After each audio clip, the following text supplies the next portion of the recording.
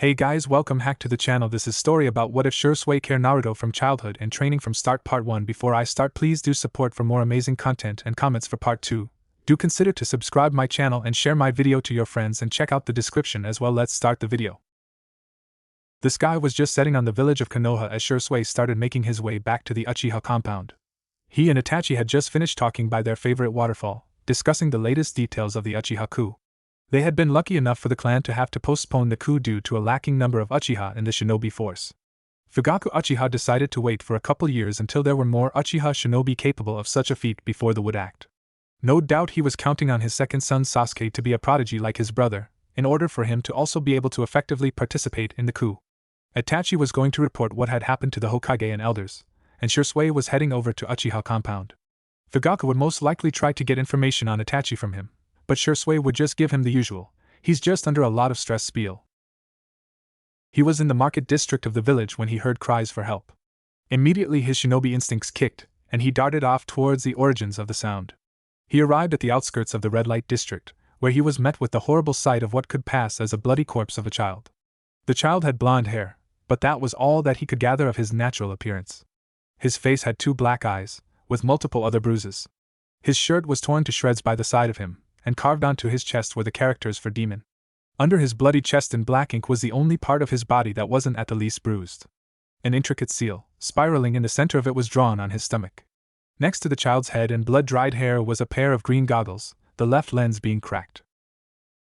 But perhaps the most gruesome sight was his right arm, or more so the fact that it wasn't there.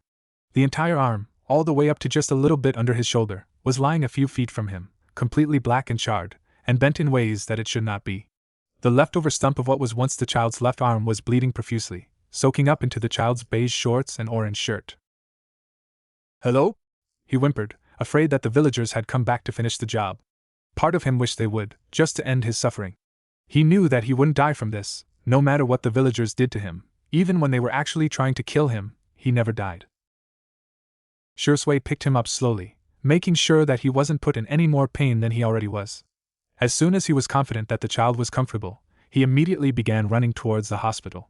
Going by the rooftops, he arrived in a matter of seconds. He rushed up towards the desk. "This child needs a doctor immediately. He's been severely beaten, his chest has been carved on, and his right arm has been severed." The nurse took a look at the child in his arms, and her face softened. "Oh God, it's Naruto again. Come with me, quickly now." Shisui followed her as they swiftly walked through the hospital and into an empty room. He laid the child, Naruto she said it was, on the medical bed. "I'll be back with the best doctor I can get. Please stay with him." Sometimes, the civilians tried to break in to continue their little beating sessions. She arrived back soon enough with a team of doctors, and Shisui was asked to wait outside of the room. He sent a clone to inform the Hokage what he had stumbled upon, then waited. The Hokage had arrived soon after, but hadn't said anything to him. He just looked completely distraught, and stared at the floor in silence. A couple of hours had passed before the two of them were brought back into the room. With Naruto cleaned up, he was able to get a better look at him. He had wild, untamed blonde hair, please refer to the picture for this story, which again, is not mine, with 3 thin, faint lines on either side of his face. When his eyes were opened, they revealed a stunning pair of shining lavender eyes. His chest was bandaged up, still leaving the markings on his stomach visible. His face was already showing signs of healing, as most of the bruises had either disappeared or turned to a fainter color. And sadly, his right shoulder was bandaged, the missing of his arm very noticeable. "How are you feeling, Naruto?" the Hokage asked, causing a look of pain to flicker across Naruto's face. He didn't respond, instead choosing to look down, causing a few held-back tears to fall from his eyes. "I can't be a shinobi, Gigi. How am I supposed to become a great shinobi when I can't even perform hand signs? I'll be lucky if I can learn to even properly hold chopsticks with my left hand," Naruto exclaimed, his tears streaming down his eyes to his chin. His left hand was shaking in a fist, his whole body soon also trembling with it. Shisui and Hiruzen both looked down as well, sad at Naruto's situation. Both knew that it wasn't their fault, but Hiruzen kept thinking that maybe if he had been more protective of Naruto, and had the power to be more strict with the civilians, then Naruto would be able to be a shinobi like he dreamed. He already had too much to deal with, and now with an arm missing, not only would it be immensely more difficult to become a shinobi, but no doubt the children and adults of the village would take advantage of his new disability. He was sad to say that the will of fire had diminished. The villagers and shinobi of Konoha had become caught in the cycle of hatred that the world was victim to. And Shisui knew as well that it was not his fault, but he kept thinking that maybe if he had been there sooner, he could have defended Naruto. He could have stopped and reported the villagers and shinobi who had done this to a defenseless child. He swore to himself there that he would do everything in his power to fix this, and to make this child a shinobi. "Hey, who are you?" Naruto said to Shisui, his lavender eyes still brimming with tears, red and puffy from his crying. Shisui stayed silent for a moment, thinking if he should give it to him. After a while, he decided. "I'm Shisui Uchiha. I'm the one who brought you here." A brief pause was made, before Shisui continued. "And I'm the one who's going to be taking care of you from here on out," he said, causing everyone's eyes to widen. Naruto's in particular looked like his eyes would pop out of their sockets. A faint smile came onto his face, before it disappeared and was replaced by another frown. "Are you going to be like the others? Are you saying that, just so that you can treat me like garbage? Just so that you can beat and torture me like everyone else? Is that why you saved me, just so you can have a go?" By this point, Naruto was crying again, and his left hand was clenched so hard it was drawing blood. Hiruzen felt a stab of pain at the words. Most didn't know, but there had been a couple of times when some people had claimed that they were going to take care of or adopt Naruto, and he was sad to admit that most of those times had been just so that they could hurt Naruto. He would have done something about it, but the laws made it so that if someone wanted to adopt, he couldn't stop them until after they had done something to the child. Which by then would be too late. But through the stab of pain he felt, there was a light of hope he saw. If Shisui was made Naruto's guardian, if he were the one to take care of him, and train him, not only would Naruto have a magnificent role model and caretaker, but if he could adapt to Naruto's new situation, he would be able to properly defend himself. With Shisui's help, Naruto might be able to continue attending the academy. He could still become a shinobi. "I promise, Naruto, I promise on my position of a shinobi, that I will never hurt you. I promise that I will train you to the best of my ability, and then to train you even more. I promise to care for you, and to heal you, and to be the best guardian I can be for you. I promise to do everything in my power to replace your arm. I promise to do all these things and more. I give you my word. And I never go back on my word, that's my nindo." 1 week later. Shisui and Naruto both walked out of the hospital, Naruto having finally been released. They had said a couple of goodbyes to the doctors and nurses there, who after Naruto had been dropped there for the millionth time, had come to accept Naruto for who he was, and enjoy the optimistic atmosphere he brought around with him. Shisui had taken the week off of missions to get to know Naruto before he took him to live with him. He had learned that Naruto had a strict diet of ramen and more ramen, which he would make sure to change, and was known for causing notorious pranks and escaping. He had even told Shisui of the time when he had snuck into the ANBU headquarters and marked all of the ANBU masked with various drawings of profanity, which Shisui had gotten confirmed by Itachi. While this was slightly upsetting, Itachi did have to admit that it meant Naruto had a talent for stealth. Naruto had learned a fair bit about Shisui as well.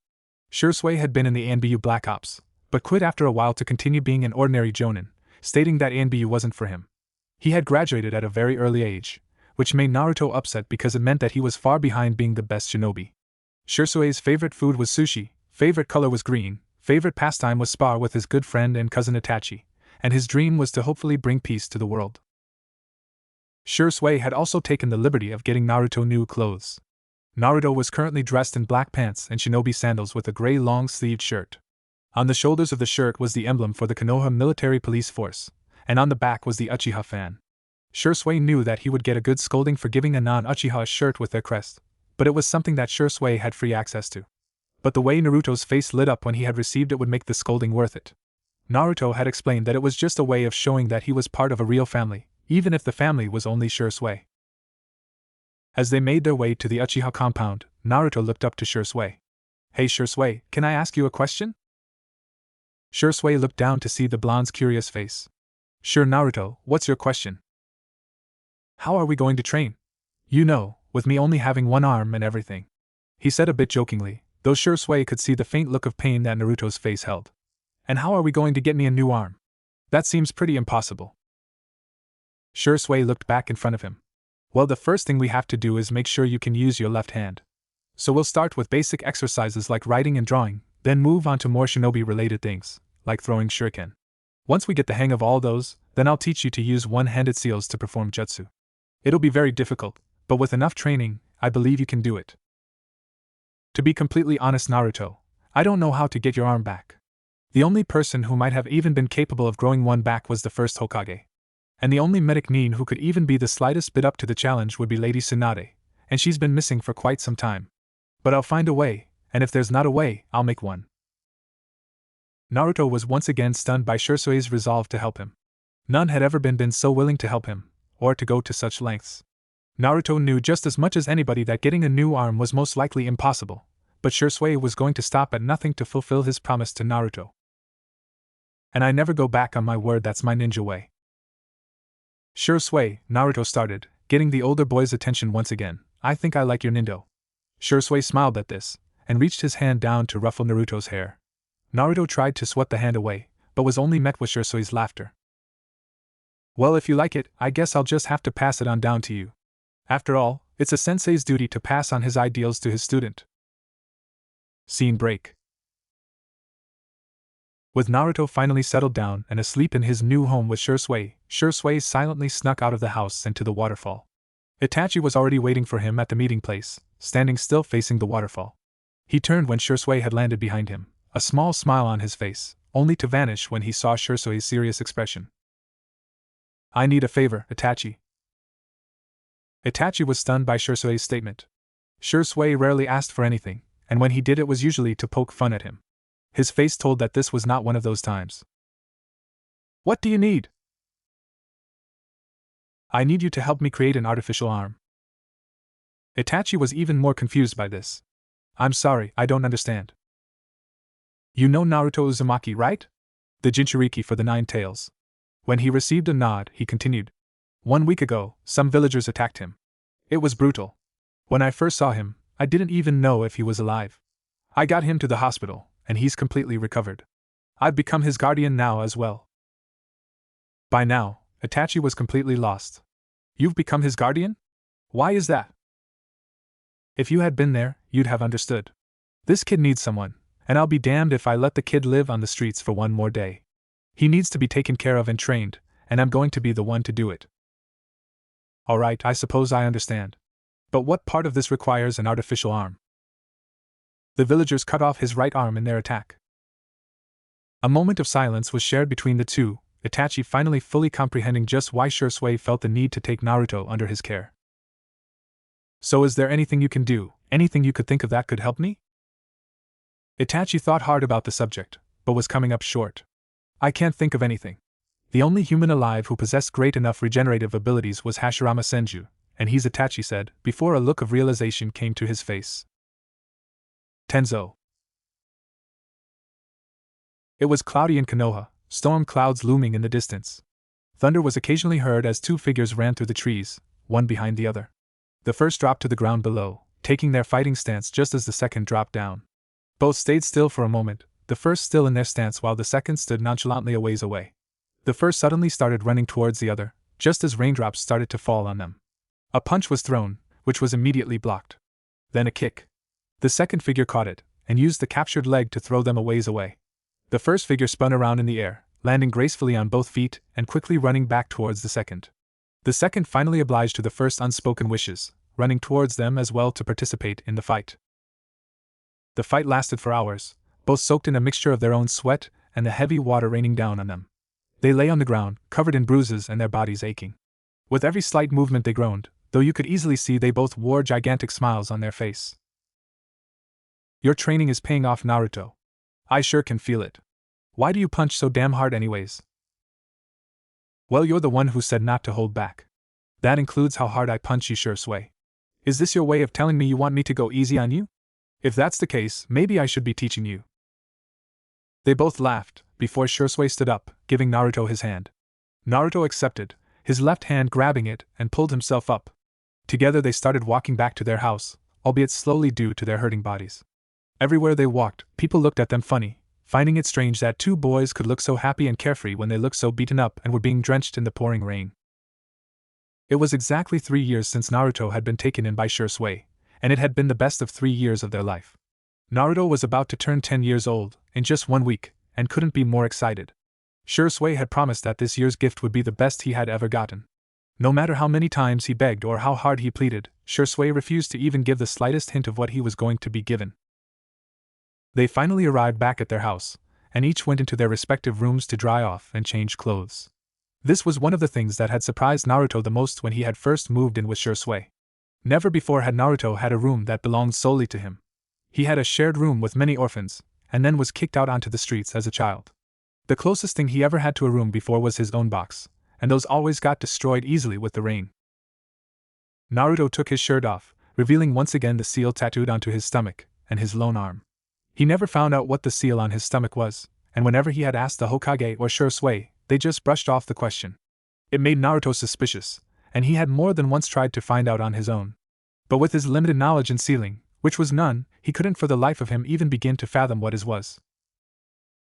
Though, as Naruto rubbed the spot where his right arm used to be, he relented that he'd rather have his arm back than understand the markings on his stomach. He could remember perfectly the day he had to go back to the academy after having lost it. Flashback. It had been 2 weeks since Naruto had been released from the hospital, and 1 week since he had started living with Shisui, and now it was finally the day Naruto had been dreading for those 2 weeks. Today he had to go back to the academy. Naruto walked into the classroom and immediately darted for the back corner of the room. Naruto had made sure to arrive very early, so there were only a couple of students in the classroom, and none of them ever paid any attention to Naruto. Naruto waited silently and impatiently for class to start, and grew worried as more and more students filled the classroom. Each time someone walked close to him, he became a little more nervous. Naruto tried to stay optimistic about his situation, but he knew that having a missing arm was just the kind of ammunition many of his classmates were just waiting to use against him. Eventually class started, and everyone's attention was focused on Irika-sensei. Naruto tried to discreetly take notes, as he was told to do by Shisui, but was still having trouble with its legibility. He gave up after a bit, and just tried his best to focus on the lesson. Kumogakure is one of the 5 major shinobi villages and resides in the Land of Lightning. The current Raikage is a man named A, and all 3 Raikage before him have also been named A. It was founded after the Warring States era. Unlike Konohagakure, Kumogakure is entirely run by the military. As can be inferred by where the village is located, many of the shinobi of Kumogakure have a lightning affinity. There is also a Kekkai Genkai known as the Storm Release, which quite a few Kumo shinobi possess. This is a combination of lightning release and water release. After that, Naruto tuned most of what he was hearing. He looked around the classroom, only to see Sasuke Uchiha glaring at him from his spot on the other side of the classroom. Naruto looked away quickly after he caught Sasuke's eye. It was clear that he was upset that Naruto was living in the compound. It clearly didn't help that now all of Naruto's shirts had not only the Konoha Military Police Force emblem on them, but also the famous Uchiha clan crest. There was technically no rule against a non-Uchiha wearing them, but that had been mainly because no one had ever done it before. I was just known that you don't. And now Naruto had done it. Alright, now we're going to take a break for lunch. Afterwards, I want everybody to gather by the sparring ring. We're having surprise matches today. As soon as Irika-sensei had said that, Naruto mentally panicked. With sparring matches, everyone was bound to notice the missing arm. He knew of course that they would all eventually find out, but Naruto would have rather had it be later than sooner. Unfortunately, it seemed that it was going to be the other way around. And even more unfortunate was that Sasuke Uchiha was going to make it even sooner. "Hey, Uzumaki!" Sasuke said loudly as he started quickly walking towards the blonde-haired boy. Everyone turned to face them, each of them curious as to what Sasuke was going to say. This was, after all, very out of character for him. "What are you doing wearing that? Only Uchiha are allowed to wear the crest. You think a dope like you can just come move into the compound and start wearing the clothing like you just belong," he said angrily, before his eyes looked down to the empty right sleeve. His eyes widened, and before Naruto could do anything, he had grabbed the sleeve. "And what the hell is this? How'd you lose an arm? Are you seriously that stupid? God, you're even more pathetic than I thought. You're nowhere near worthy enough to wear that crest on your back." Murmurs and whispers were heard all around the room, along with some surprised-looking faces. Taking a quick glance around the room, Naruto could tell he was in trouble. Most of the children were taking skeptic glances at him, along with what he thought were the faces of someone holding back laughter. Ino Yamanaka and Sakura Haruno look outright angry at Naruto, no doubt immediately taking their love interest side. Shikamaru Nara looked slightly interested, which was a rare expression for him to show, but Naruto could see that there was no malice. Choji Akimichi looked very sad for Naruto, which he was immensely grateful for. Kiba Inuzuka was openly laughing at him. Shino Abirame was indifferent. The one that puzzled Naruto was Hinata Hyuga. She looked like she was on the verge of an emotional breakdown. Tears were streaming down her face at an unbelievable rate. She's probably just scared. She's always been quiet, and now Sasuke's angry. It's got to be terrifying for her, is what Naruto gathered. He turned his eyes back to face Sasuke just in time for him to finish his little speech. You're never going to be a shinobi. With only one arm, how do you expect to even pass the academy? One of those wooden dummies could pass easier than you. At this, many of the students started to laugh, or at least stop hiding their laughter. With the majority of the students either laughing at him, or trying to get Sasuke to put him in his place. Naruto could feel his anger growing inside him. This was the worst treatment he had ever gotten, and it was getting to him. Finally, after someone had said put the cripple out of his misery, Naruto broke. Shut up! He screamed, getting the children to quiet down a little. All of you shut up! I don't care what any of you think, I'm going to be the best shinobi any of you will ever see. I'll prove you all wrong. Besides, my brother said he's going to get me a new arm. He promised. And when I get that arm, then I'm going to be an even greater shinobi. You don't have a brother! Sasuke immediately retorted, getting another laugh from the students of the classroom. You're an orphan. You're just a nobody. You don't have any family. And you never will. Trust me, once Shisui sees how much of a failure you are, he'll dump you right back on the streets, where you belong. Sasuke, that's enough! Iruka shouted, looking very angry at what the Uchiha had said, getting the students to silence themselves. Naruto and Sasuke continued to face each other angrily, the former's eyes brimming with tears. Eventually, Sasuke turned away from Naruto and started walking back to his seat. Naruto sat back down, and the rest of the break was continued in a very tense atmosphere. Iruka had insisted that Naruto sit out of the spars, stating that Naruto should take more time to get used to being left-handed, but Naruto knew that it was to spare him the pain and embarrassment of actually having to participate. Iruka tried to look out for Naruto when he could. At the end of the day, just as all the other students were leaving, Iruka called Naruto to his desk. Naruto, I know this is a hard time for you. And I know that Sasuke was the one who initiated this particular confrontation, and I'll talk to him and his parents about it as well, but I need you to try and be civil about this. Can you do that for me? Naruto tried his best to be honest when he said yes, I promise to try, Iruka-sensei. Good. And hey, just cause you got a new older brother, don't think that means I'm not going to be around. You're welcome to come to me anytime you need something, or if you just want to get a couple hundred bowls of ramen. Iruka finished with a smile, sending Naruto off home. Naruto had always liked Iruka, and looked up to him as everything a good shinobi needed to be. It was Iruka who had gotten Naruto his beloved green goggles which still adorned his forehead, even with the cracked left lens. After he had learned that Shisui had left them when he had taken them to the hospital, he had begged for them to be brought back. Luckily for him, no one had wanted something that belonged to the demon child. He truly considered Iruka to be one of his precious people. Flashback end. True to his word, Iruka had talked to Sasuke and his parents. Ever since, Sasuke had not spoken to him a single word to him in school. Outside, however, if they happened to run into each other around the compound, Sasuke would mutter something along the lines of unworthy, and would walk away from him, even if they were heading the same place. Shisui had gotten Itachi to talk to Sasuke about his attitude several times, but his words fell on deaf ears wherever Naruto was involved. Even Sasuke's mother, Mikoto, whom he adored, couldn't get Sasuke to treat Naruto with any form of respect. However, Sasuke could no longer taunt Naruto about his lack of ability or talent, even if he were to ever speak to Naruto. Shisui had been training Naruto hard over the last 3 years, as well as getting some other shinobi they were close with to train him, quickly bring him on par with every one of his classmates, and more. Naruto was by no means a prodigy like Shisui and Itachi, but with Gai-sensei mentoring him in taijutsu, Kakashi helping him in tracking and survival skills, Iruka's help with shinobi knowledge, and Shisui helping him with just about everything, Naruto was no doubt one of the best in the academy. He and Sasuke had both won their fair share of spars, though Sasuke still had yet to acknowledge Naruto's skill. The one problem Naruto continued to have was ninjutsu. Shisui had said that they would wait a couple of years before they would try one-handed seals, so naturally, Naruto trained with them in secret.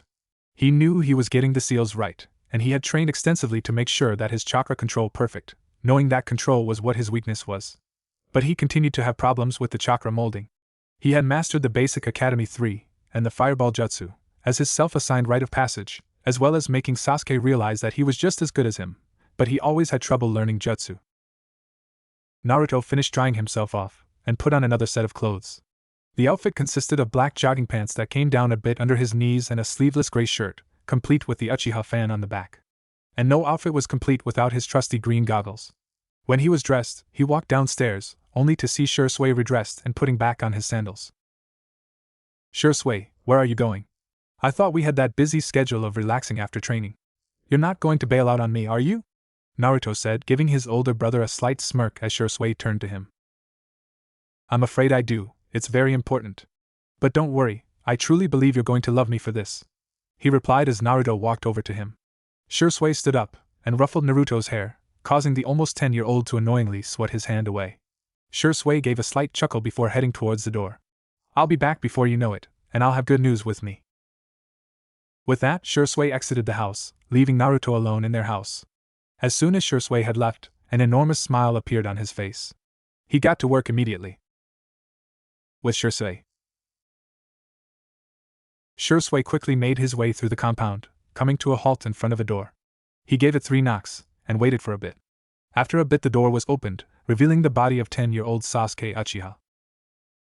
Oh, it's just you, he said, quickly turning away from the older Uchiha. I'll go get Itachi. Sasuke walked away from the door, and Shisui was left alone with only the sound of the rain accompanying him. Shisui began thinking Naruto and the progress he had made over the past 3 years. He was very proud of how much Naruto had matured. When he had first taken in Naruto, he had been a loud-mouthed, immature, short-sighted and tempered child who would not stop proclaiming his wish to be Hokage. Of course, there were more good qualities that he had, and Shisui was glad to say that those were the ones that Naruto had retained. Naruto is kind, and always put the needs of others before his own. He is dedicated, never giving up on something he set his mind to until he had mastered it to the point where he could perform anything to its highest potential with the smallest amount of effort. He's creative, always thinking of ways to accomplish tasks that no one else would have ever dreamed of. Naruto is optimistic and cheerful, always able to make and see the best in a situation. A minute or so after Sasuke left, Itachi walked out, closing the door behind him. So is it ready yet? I don't want to sound pushy, but it kind of needs to be done today, and you said it was going to be done 3 weeks ago, Shisui said, completely foregoing the formalities of actually greeting his friend. Itachi sighed in exasperation, giving his friend a small nod. Yes, we just finished it last night. We're keeping it at headquarters. We can go pick it up now. Together, they started running towards ANBU headquarters, once again. They leapt across the rooftops, a splash being made with each step they took. So were we able to get her back here? Shisui asked. Yeah, she should be arriving sometime within the end of day. She'll be here in time for the operation. But I hope that you realize that this might be even out of her league. I don't want you to get your hopes up too much. I'm sure he'll understand if it's going to work. Shisui interrupted, just as they were nearing headquarters. If it doesn't work, then I'll make it work. I gave him my word, and I never go back on that. Itachi stayed still and silent, eventually just giving his friend a solemn nod before they headed into the building. They walked through the halls of the building quickly, arriving in the lounging area. They took a quick glance around the room, before they found the mask they were looking for. They silently motioned for the Umbu to come with them, to which they obliged. The 3 of them walked until the Umbu turned into the locker room. Placing his hand on the surface of his locker, a seal was shown as it flashed, the seal unlocking the locker and opening it. So it really is done, Tenzo? And everything is perfect? Are you sure it's going to be compatible with his body? Shisui asked rapidly, startling the 2 Umbu as the now-named Tenzo took off his mask. Shisui, we won't know for sure until Lady Tsunade does her thing, alright? We've done everything we can do, so if you could just calm down, Tenzo said, giving the Uchiha a very annoyed look. That would be a very big relief to us all. Tenzo reached into the locker and brought out a small scroll. I imagine you want to see it, he said, getting a nod from Shisui. He rolled out the scroll on the ground, and after putting in a bit of his chakra, the standard puff of smoke came out. Once the smoke cleared out, the item stored in the scroll became known. A wooden right arm. It looked like the arm had just been grown straight from a tree. The arm looked to be made from the wood of a sakura tree, having the gray color of the wood. Using his Sharingan, Shisui was able to tell that the arm had the exact dimensions of Naruto's left arm. When he picked it up, he was glad to note that although it still held the obvious texture of wood, he could run his hand up and down without getting splinters. Now, it's by no means an arm made of flesh and blood, Tenzo started, getting Shisui's attention again, but I like to think that this has many advantages. It'll be able to work and function just as good as a normal arm. It comes with full movement, and a fully capable nervous system, as well as all the tenketsu that are needed in the arm. We've reinforced the wood to make the arm as strong or stronger than steel, but still maintain the same weight as his other arm. The arm will grow with him, and if it somehow does happen to get cut or break, all he has to do is channel chakra into it, and it'll grow right back. It is also resistant to the elements, so no need to worry about it burning or staying soggy. I'd watch out for lightning nature jutsu though, it'll tear right through it. Shisui once again admired the artwork that was going to be Naruto's new arm, making sure to take it all in. When he turned over it to see all bits of it, he noticed something on the shoulder of it. Beautifully added on the shoulder of the wooden arm was the white and red Uchiha clan crest. Shisui turned to Tenzo. That was just something I added as a surprise. I used different woods to get the colors right, Tenzo said, answering Shisui's unasked question. Shisui took one last look at the arm before sealing it back into the scroll and turning to the two Umbu. Thank you guys so much for helping me with this. I know that this wasn't easy, but this really wasn't something I could do on my own. Hell, you guys did more work on this than I did. Don't worry about it, Shisui, Itachi said. It's for Naruto. You know we'd do anything for him. Shisui gave them both a nod. He gave them each a wave goodbye, failing to notice them glance at the clock in the room. Both of them looked at each other before walking up to Shisui.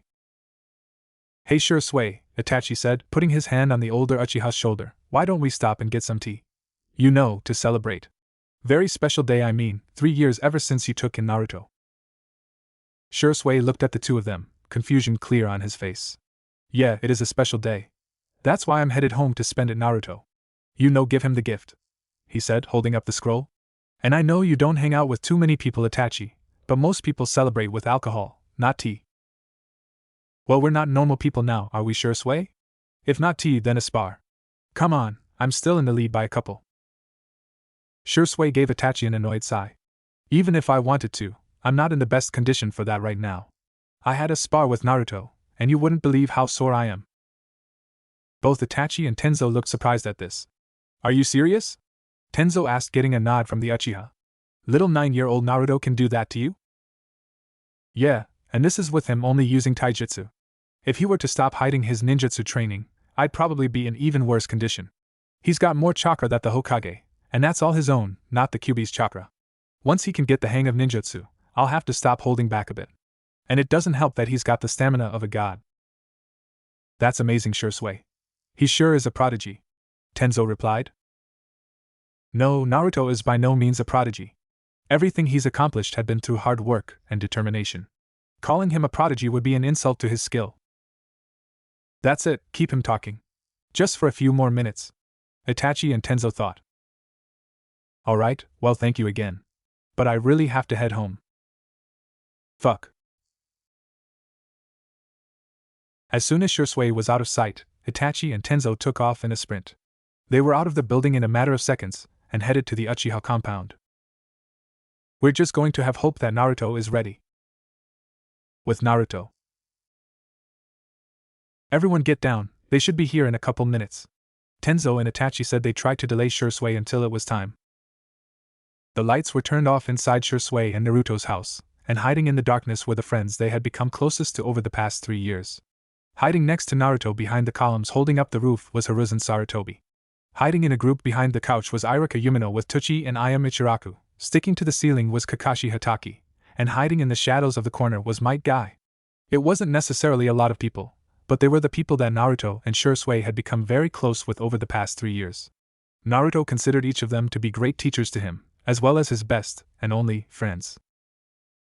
A moment later, the window opened, and Itachi and Tenzo walked in and quickly hid in the shadows. Shisui's almost here, we made it just before he did. Stay quiet. A couple more seconds passed in silence, until the sound of someone landing outside was heard. Soon enough the door was opened. Naruto, where are you? I've got a surprise for you. I'm over here, Shisui. Naruto yelled back, quickly getting Shisui to walk towards the living room. And as soon as he stepped foot into the room. Surprise! Everyone shouted as the lights switched on, revealing a room filled with balloons and streamers. Colorful confetti raining down from the ceiling. Kakashi was now standing upside down on. On the wall behind everyone was a large yellow banner with the words Happy Adoption Day written in large black letters. On the table in the center of the room was a very large and overly frosted cake. What the hell is this? What's going on?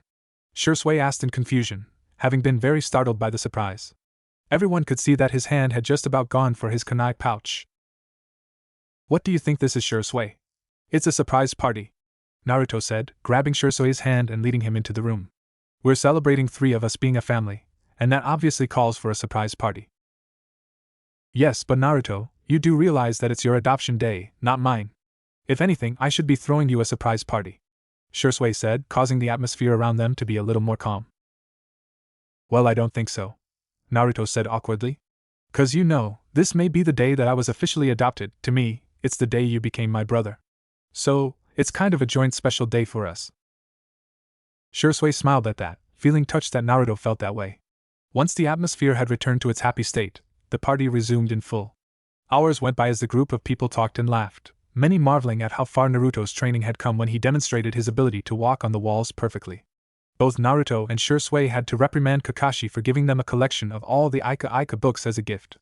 And Naruto was glad to note that Ayame looked very happy talking to Shisui, occasionally touching his arm, and kept making eyes at his lips. Sadly, Shisui seemed oblivious to all of this. The party eventually came to an end as the guests made their way home. The living room was left a mess, with plastic plates and cups in various spots as well as a large amount of uneaten cake on the table. Shisui finally saw Hiruzen out the door, giving him a wave as he closed the door on the last guest. Once they were both finally sure that they were in fact alone, they immediately fell down to the floor, both completely exhausted after today's spa combined the mental exhaustion of having a party. So that was fun. Best adoption day ever, right, Shisui? Naruto said with a small laugh, causing Shisui to turn over to him. He sat back up and took out the scroll from his pouch, laying it right on the floor next to Naruto. It's about to get even better, Shisui said, bringing a look of confusion onto the younger's face. He pushed himself up with his lone arm and faced his older brother. What is it? It's your birthday present. I had to get it a little early this year, but it'll be worth it. Naruto looked skeptically at Shisui before grabbing the scroll. He rolled it out on the floor carefully, making sure to clear the surrounding area of any garbage. Once it was laid on the floor, he placed his left hand on the seal shown on the paper, and swatted the following puff of smoke. When he saw what had been released from its seal prison, his eyes widened immensely, and his mouth opened slightly, as if to say something but then stopping himself.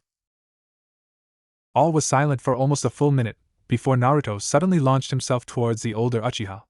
I love it, I love it, I love it, he said over and over again, his eyes dripping with tears. His hands gripped Shisui's shirt very tightly. Eventually Shisui had to pry off Naruto in order to explain everything about the arm. Okay Naruto, this new arm is essentially a wooden upgrade. It's got full movement, feeling, and chakra use. It can regenerate if ever damaged. It's resistant to all the elements, but watch out for lightning. And it's super durable, supposed to be stronger than steel. And it'll be able to grow with you. Now I'm giving you the week off from the academy. Tomorrow is going to be the surgery. We tracked down Lady Tsunade herself to do this. And for the next 5 days you'll be in rehabilitation.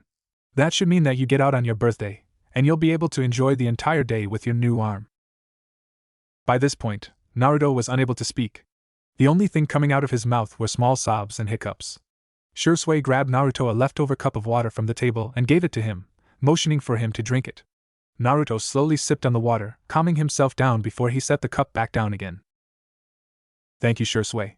This really is the best gift ever. Not much else was said between the brothers for the rest of the evening. Shisui sealed the arm again, rolling it up and handing it to Naruto. He sent Naruto off to bed, to which Naruto complied very quickly. He climbed into his bed, still holding the scroll in his hand, and laid down on the soft mattress. He brought up the blankets and placed the scroll under his pillow. He laid with a smile on his have as the still falling rain lulled him to sleep. The next day. Where the hell is Tsunade? She was supposed to be here a half hour ago. Shisui asked, and he paced the length of the hospital room he and Naruto were in. He gave a frustrated sigh as he kept his eyes on the door.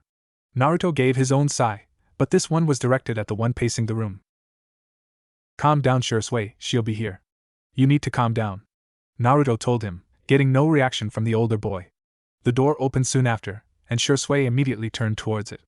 Shisui turned away in annoyance when in walked Itachi, Tenzo, Kakashi, Guy, Iruka, Tucci, Ayame, and Hiruzen. Now why do you look so down, Shisui? Is it really that bad to see us? Hiruzen said jokingly, getting a chuckle from the group. Shisui's just upset that Lady Tsunade is running late, Naruto said, a look of realization coming onto everyone's face. Well, I think he's just concerned about his little brother. He just wants the best for you, isn't that right, Shisui? I am put in with a red tint to her cheeks that everyone noticed but Shisui. Naruto slyly raised an eyebrow at her, to which she quickly looked away from to blonde. Well, we walked past her assistant in the hallway, so she'll probably be here any moment, Kakashi said. In the meantime, I have a question about this arm. How exactly does it work? We can't just stitch it in and expect it to work, can we? He asked. Well, Kakashi, that kind of is what we're hoping for, Tenzo replied, getting a very confused look from everyone except Itachi and Shisui. The arm was created mostly using the Mokuton, which I obtained with Hashirama Senju's DNA. So with that, combined with Naruto's dormant Senju DNA, and his natural Uzumaki healing abilities, hopefully it will just naturally fuse with his body. All the shinobi in the room noticed that he conveniently left out the Kyuubi. They all knew that although the Kyuubi could be very helpful with the operation, it could also be the sole reason it failed.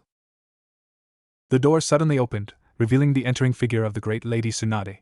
Walking just behind her was her ever-loyal assistant Shizen, who looked rather shy when she saw how many people were in the room. The blonde, however, gave them all an annoyed glance. Alright, unless you're getting a new arm, I need you out of here. You can wait here or you can go home, I don't care, just get the hell out, she said, causing the inhabitants of the room to all look around confused or irritated, and walk out. When they were done, only Shisui remained in the room with Naruto. Wow, this is so cool, Naruto said excitedly. The greatest medic nin in the world is treating me. Can I ask you some questions? I've been intrigued by medic ninjutsu for a while, but there aren't many people to talk to about it. No, we're getting this over and done with. I want to leave this damn village as soon as possible, she responded quickly. Naruto quickly took the hint and stayed silent. After a couple of minutes preparing herself with Shizen, Tsunade turned to Shisui and Naruto. Alright, now here's what's going to happen. I'm going to have to remove what little you have left of your right arm, and then we're going to have to fuse the arm to your body. Now, as a doctor, I have to remind you that there is the very real possibility that this may not work, so this is the time to back out. If you don't now, we can't reverse any damage that may be done in the operation. We're not backing out, Naruto replied. This will work. And when it does, I'll be an even greater shinobi. Yeah, whatever you say, kid. Alright, Uchiha, you need to leave the room. Shizen will come inform you and your friends when this is done, but be prepared to wait for a couple hours, alright? Tsunade said, to which Shisui nodded. Shisui turned over to Naruto. Alright, we'll be waiting outside, Naruto. And remember, don't worry if this doesn't work. We'll find another way. I gave you my word, and there's no way in hell I'm going to go back on it when we've come this far. Don't worry, Shisui. It'll work. I have faith in my big— Alright, Naruto, let's get started, she said, causing the young boy to turn and face her. You bet. I'm ready for this.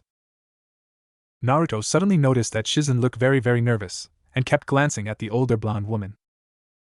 Alright, Naruto, now you should know ahead of time that as much as I'd love to give you some sleeping agents and painkillers, your Uzumaki and Senju healing abilities negate any effect those have.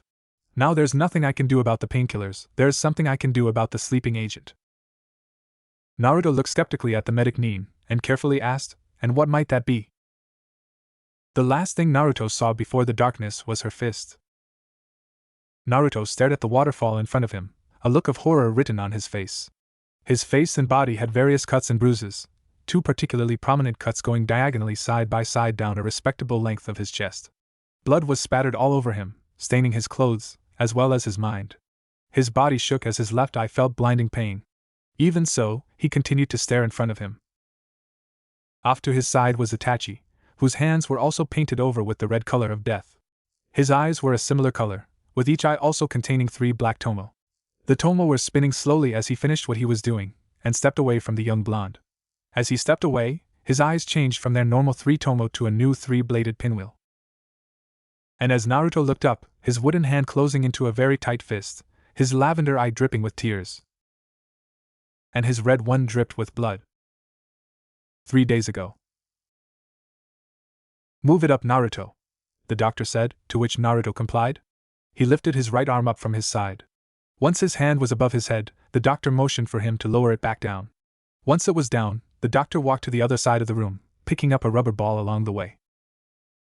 Catch it, he said simply, still looking down at his clipboard while he threw the ball towards the young blonde. A moment later and Naruto held up the ball in his right arm, a very proud look on his face. He threw the ball back to the doctor, who quickly caught it and set it back in its place before writing something else down on his ever so important clipboard. Alright, last test. You ready for this? The doctor asked. Naruto's face immediately changed to one of determination as he put his hands together, the contrast from flesh and wood impossible to miss. I'm more ready than ever, he said. Without the doctor's instruction, Naruto began channeling his chakra into both of his hands. After a couple of moments, Naruto disappeared in a puff of smoke, being replaced with a chair. On the other side of the room, where the chair had come from, Naruto reappeared, though landing on his head rather than his feet. Alright, you're still having trouble controlling your chakra and jutsu with the new arm, but that should go away with practice. Other than that, everything is great. Your coordination with your arm is great, very impressive for such a short amount of time. And your ability to perform all of the tasks you already do, even training, is quite excellent. You should be released within the next hour. Thank you, Dr. Haruno. I'm only this good now because of you. Naruto responded, giving the pink-haired man in front of him a respectful bow. The man nodded his head to the child, and then left the room. As he was leaving, Shisui walked in, carrying a grocery bag in his left hand. You all ready to go, or are you still being released? He asked Naruto as he handed his brother the grocery bag. Out of the bag, Naruto pulled out a pair of his black sandals and pants and green goggles. He noticed that his gray Uchiha crested shirt was short-sleeved and smiled. The Hokage had recommended that Naruto wrapped his arm in medical tape, or at least wear long sleeves in order for it to be not as distracting, but he knew that Shisui wanted everyone to know what they had accomplished. He said that it should be within the hour, so I should still be able to make it to school. I still don't see why I have to go. It is my birthday after all. Hey, don't try to get out school with the birthday card. This was your gift, remember? Shisui said as he pointed to the arm. Whether you like it or not, the academy is important, so you can just deal, okay? Shisui told Naruto, quickly putting on his authoritative mask. I know, I was just thinking that we could hang out. Talk about stuff. Maybe get a spar or two in. Naruto replied back as he slipped out of his hospital robes and started putting on his day clothes. Well, that sounds great, Naruto, but even if I were to let you skip school, I've already made plans with Itachi. He's having a bit of difficulty with something, so I've got to give him some advice.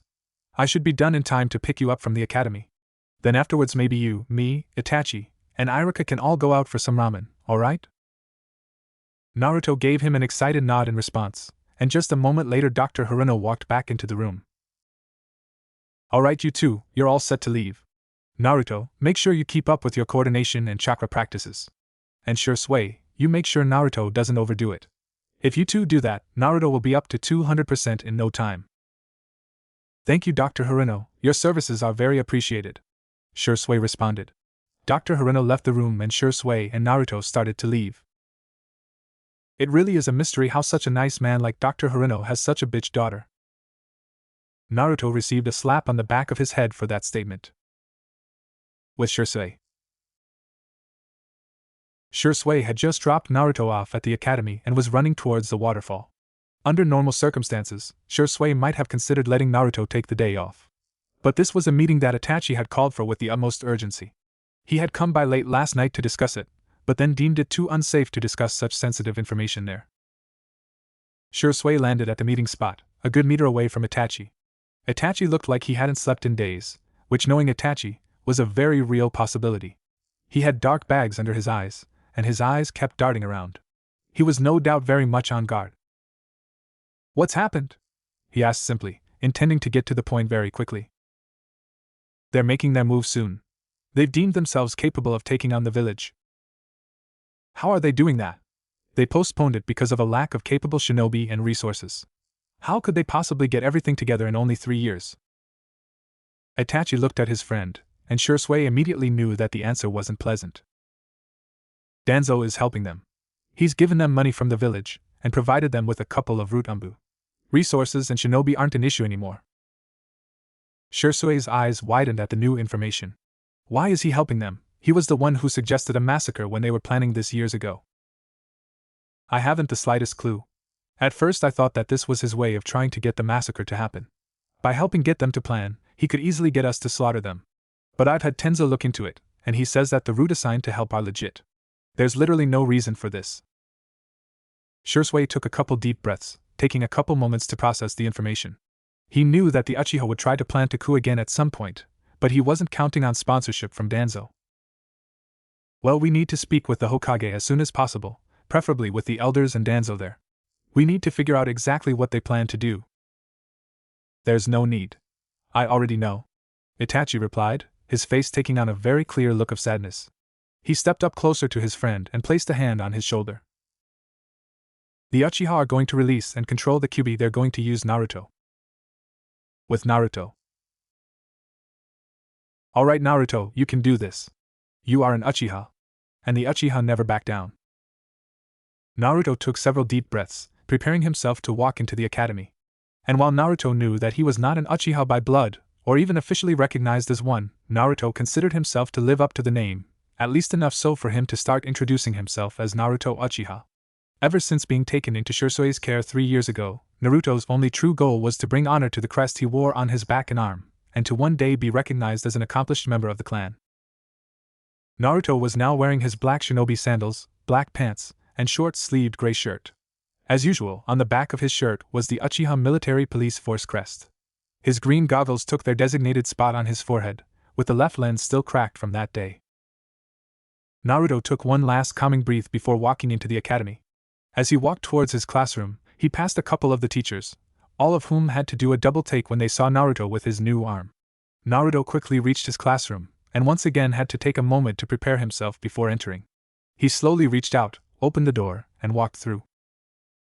His lavender eyes met the stares of all the kids in the classroom, who at first were wondering why Naruto was late again, but were now entirely focused on his new limb. Naruto froze up at all the stares he was receiving. Keep in mind that Naruto was a very confident child, which spoke volumes at how nervous he was about everyone's reactions. Are they going to try and use this to make fun of me as well? He kept thinking. Glad that you've come back, Naruto, the voice of Iruka said, interrupting everyone's thoughts. Why don't you take the empty seat at the back of the room? When class is over, I'll give you the work that we've done this past week. Thank you, Iruka-sensei, Naruto replied, quickly making his way up to the seat. Naruto didn't want people looking at him any longer than necessary. He sat in his seat, and the lesson continued from where Iruka-sensei had left off. He was talking about Kekkei Genkai, something that Naruto, and all of the clan children, had learned about years ago. Every now and then, Naruto caught someone looking over at him, and they always looked over in a different direction. Naruto frequently caught the eye of Hinata Hyuga, who in turn would become bright red, look away very quickly, and feel for something in her big bulky coat. Naruto was confused by this every time. Eventually, the dreaded lunch break came. And as Naruto expected, the majority of his classmates rushed towards him in order to find out what they could about his new arm. How'd you get it, Naruto? Can I touch it?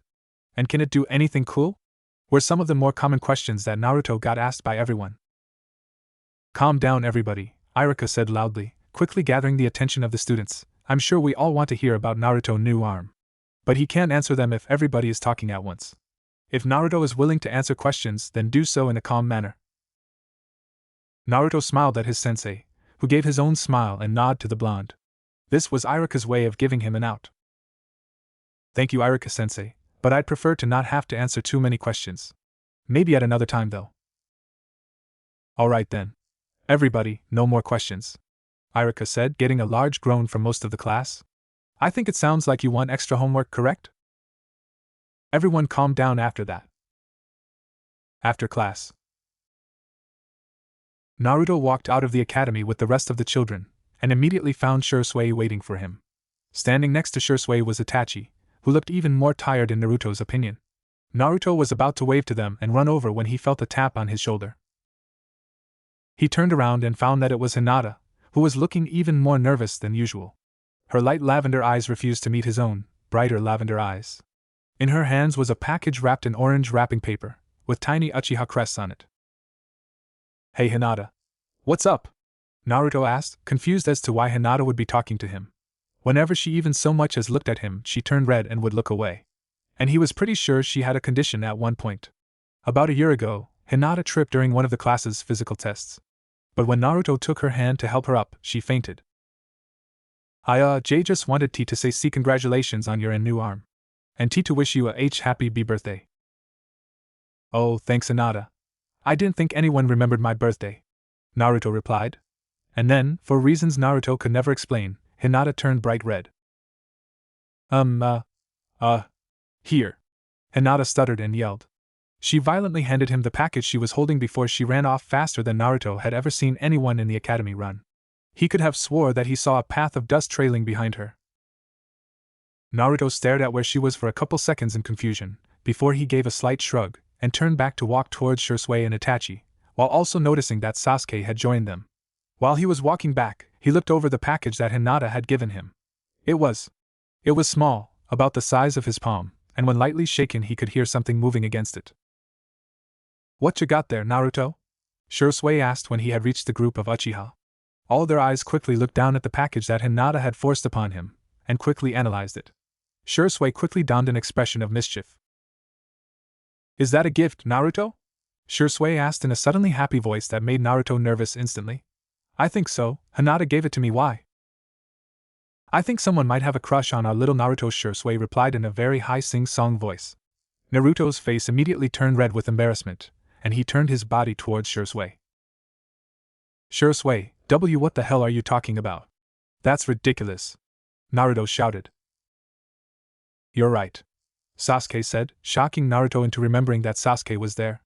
"There's no way that a girl from an esteemed clan like the Hyugas would go so low as to be attracted to the loser orphan." "Sasuke!" Itachi said loudly, a rare display of anger towards his younger brother. Sasuke flinched at the voice and turned his head towards his older brother, his face showing slight worry and fear. Itachi's eyes met Sasuke's, and instantly Sasuke looked back towards the ground. "I'm sorry, that was uncalled for," Sasuke said, clearly not meaning it, but too afraid of what Itachi might say if he didn't. Naruto nodded back at Sasuke, his face gone from the earlier embarrassment, now a serious and firm expression. "Yes, it was. But thank you for apologizing," Naruto said, his voice as firm as his face. Shisui was proud of the way Naruto handled issues. When he first took him in, a simple insult on his height would have sent Naruto into a frenzy, with him demanding to fight the one who had called him out. "Now that I think about it," Shisui thought, taking a good look at Naruto, "he looks taller than usual. Taller than most of his classmates. Well, we should be getting back home. But I'll see you at Ichiraka's later. Farewell." With that, Itachi and Sasuke left the academy and started on their way to the Uchiha compound. Shisui had to make a quick stop by the Hokage's office, which in Shisui language meant that Naruto would be stuck waiting outside of the office for about an hour. So the two of them quickly made their way into town and towards the Hokage's building. "Alright Naruto, I'll try to be quick. Just wait out here, and afterwards we'll head over to Ichiraka's," Shisui said before giving Naruto's hair a scruff and walking into the Hokage's office. "Just make yourself comfortable on one of the waiting chairs, Naruto, it'll most likely take a while." The Hokage's secretary pointed towards the seats lined up on the wall, which Naruto walked over to and sat on. He sat the present that Hinata had given him down onto the seat next to him, and started the long process of trying to keep himself from going insane with boredom. "What's that?" a new voice said next to Naruto, causing the young blonde to scream in fright and fall off his chair.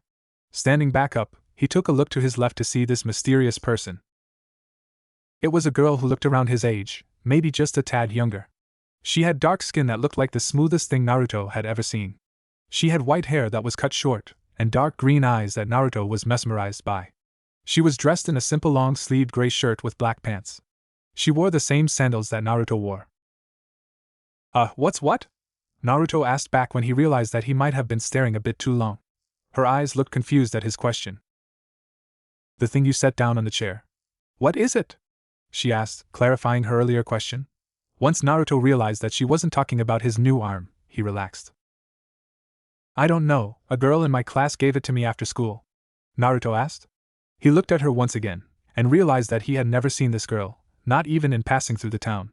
And she clearly wasn't from Konoha, otherwise she not only would have known who he was, but would have most likely tried to belittle and be mean to him. "Oh, well, I hope you enjoy your gift. Is it perhaps your birthday today?" the girl asked, further shocking Naruto with this stranger's kindness.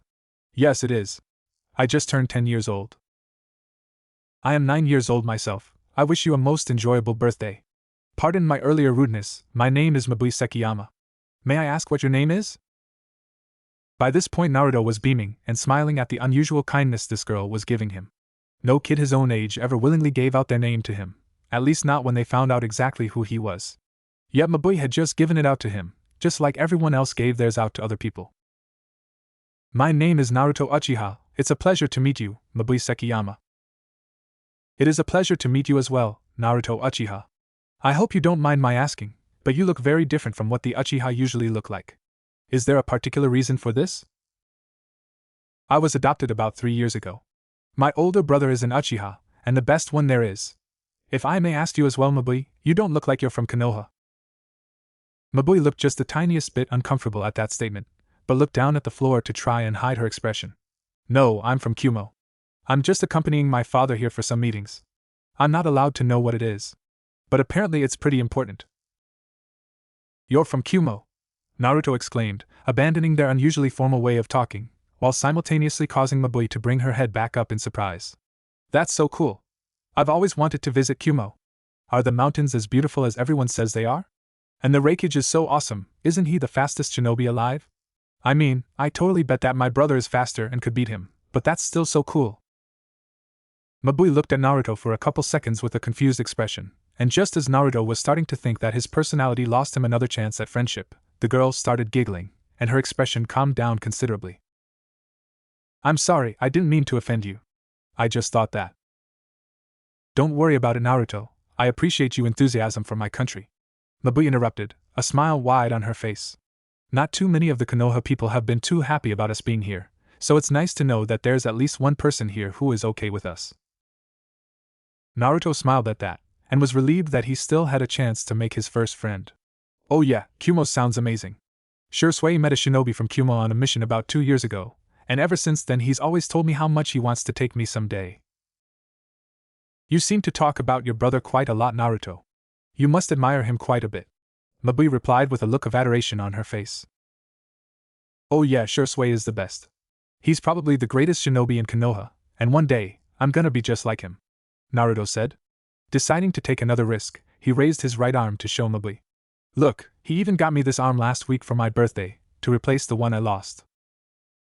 Mabui's eyes looked up and down the arm, widening with wonder. Wow, that's so cool. It's made of wood. I've never heard of something like that. Can it do everything a normal arm can? That and more. It comes with all sorts of cool upgrades. I can't quite get the hang of focusing chakra through it yet, but it'll be so sweet when I can. Just then, out of the Hokage's office came a man who wore the traditional one-strapped Kumo vest, with dark skin and white hair. He looked to Mabui's father, and had a somewhat effeminate look to him. As if he were to grow his hair, he could be passed off as a girl. He walked over to the two children, and as the door was closing, Naruto could see Shisui stand in front of Horizen's desk, and what was unsettling to Naruto was that Shisui looked very worried. Mabui, we are done for the day. Are you ready to head back to the hotel before dinner? The man asked, reaching his hand down to Mabui's head to pet it. Mabui swatted the hand away quickly, looking very embarrassed that he had done that. Sure thing, Dad. But this is my friend Naruto Uchiha. Naruto, this is my father, Akio Sekiyama. It is a pleasure to meet you, Mr. Sekiyama, Naruto said as he shook the man's hand, trying his absolute hardest not to smile as widely and happily as he was. This was the first time another person around his age had ever called him a friend. The pleasure is mine, Mr. Uchiha. I was just in there with your older brother Shisui. Fine young man he is. And he spoke very highly of you when the Hokage mentioned you. It is wonderful that some citizens here are as good as the two of you, and even better that you should befriend Mabui, Akio said, a small smile of his effeminate face as he let go of the blonde's hand. Well, Mabui and I should be going. We will be in the village for a few more days, so we hope to see you around, Naruto, he said as he and Mabui looked about to leave. If I may ask, sir, but do the two of you know what you might do for dinner? If not, then Shisui, myself, and a couple other fine shinobi are going to be having dinner at Ichiraku's Ramen in the market district. If you two would like, you are more than welcome to come. Naruto was hoping that the two of them would say yes, if only for a chance to hang out with his first friend some more. And if it were possible, then the two of them could arrange another time to meet up once more before she had to go back to Kumo. Akio Sekiyama looked in thought for a moment, before turning his head down to look at his daughter. Mabui, would you like to go to this Ichiraku's restaurant? Yes, please, Mabui said louder than she usually talked. It would be great to see Naruto and his friends. And ramen is so good. Naruto's respect for Mabui was increased the second he found out she loved ramen. Very well, we shall join you, Naruto, Akio said, turning over to Naruto, smiling at how happy his daughter had gotten. What time should be expected to arrive? We all plan on being there around 6:30. I look forward to seeing you two there, Mr. Sekiyama. We look forward to seeing you there as well, Naruto. Goodbye. Akio replied formally, taking his daughter as the two of them started making their way down the stairs and out of the building. See you later, Naruto. Mabu yelled as she made started down the stairs, prompting a see ya from the blonde-haired 10-year-old. Naruto calmed down quite a bit once the Sekiyamas were out of sight. Naruto never liked having to talk so formally, and that was probably the longest discussion with someone his own age that hadn't ended with him being the target of hateful comments. So it had taken quite a lot of energy from him. But he was still smiling, so widely you might have thought he had gotten a coupon for free ramen from Tucci. But now came the long wait he had until Shisui was done speaking with Hiruzen, leaving him alone with his gift, and silence. 2 hours later. Shisui finally walked out of the Hokage's office, with not only Hiruzen at his side, but apparently Itachi had snuck in there at some point.